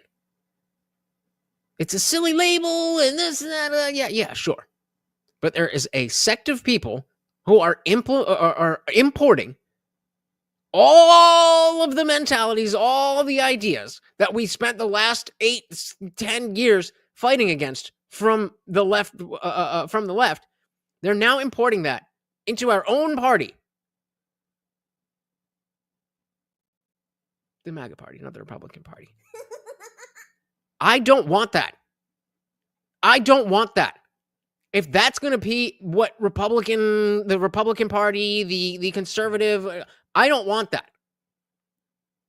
If you do, then good for you. You're allowed to have your opinions. But for me, this ain't it. So that's why I think not only is it important to discuss what wokeness is and how it can be on both sides. What views are what? What are woke? The appeal to authority, the not wanting to anybody to talk unless you determine that they are okay, or if somebody is going to talk, there needs to be a fact checker, and that it's weird. It's weird. Don't you think it's weird? That's all the same shit that we've heard from the woke left, and now we're seeing it from a prominent right-wing, not a pundit or commentator, whatever the fuck you want to call him. If you don't want this to grow, then you have to nip it in the bud. Or you can pretend it doesn't exist until it's, knocking down your door, and then you can come crawling to me and apologize. And in which case, I will take you in because, when did anybody say that wokeness had to be American? I would argue that the UK is way more woke than America. Would any of you disagree? Are we really trying to say that America is more woke than the UK? Wokeness is not a country. He's not even a man. Wokeness is not a country. Wokeness is not a place. Wokeness is a mentality. Wokeness is a solipsistic way to look at the world and believe that because I see things this way, it automatically is true. It manifests in many different ways. But it is a shorthand to have a dogmatic way to say this is bad, or that is bad, or these people are bad, or these ideas are bad, without actually having to engage with the substance of those ideas.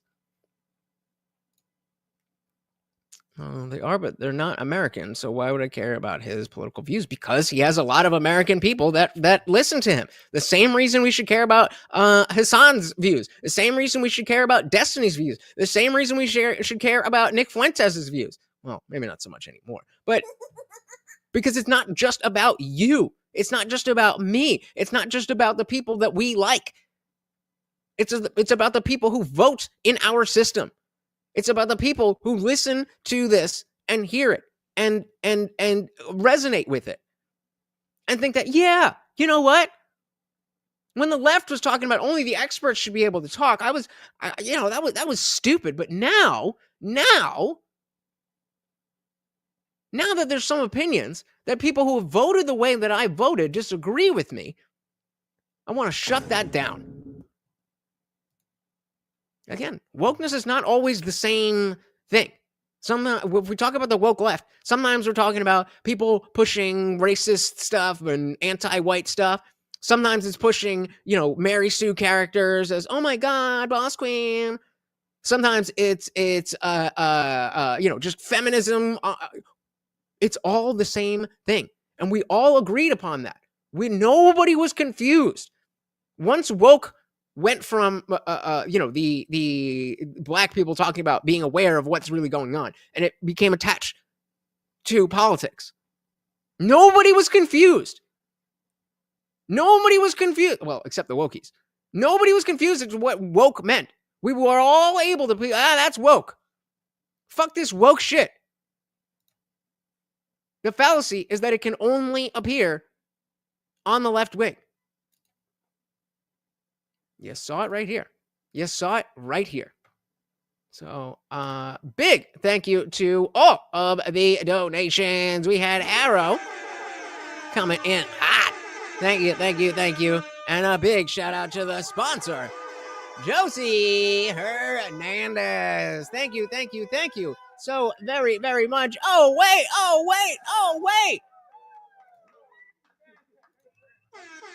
Zippy DSME with the $1 make you holler, said Gay Boy Fuentes loves that BBC.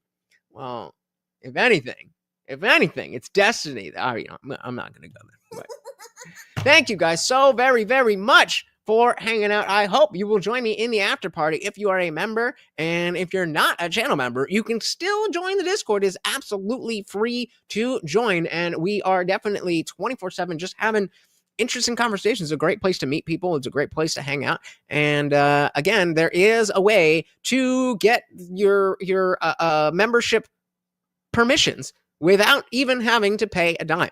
So if you just join and you're part of the conversation, you get points and you get levels. If you get to level 15, then I'll just give you everything that the members do, because what I really care about is not getting money from you. What I really care about is spreading these ideas and becoming a community that actually can change people's minds. So if that is something that you are into, then you're in the right place. Thank you so very, very much for hanging out with me, guys. Once again, that guy is Morty, and I have been your host, Lutch, aka the Indian Jesus, here to resurrect the second coming of common sense. Until next time, guys, we are out of here. Peace.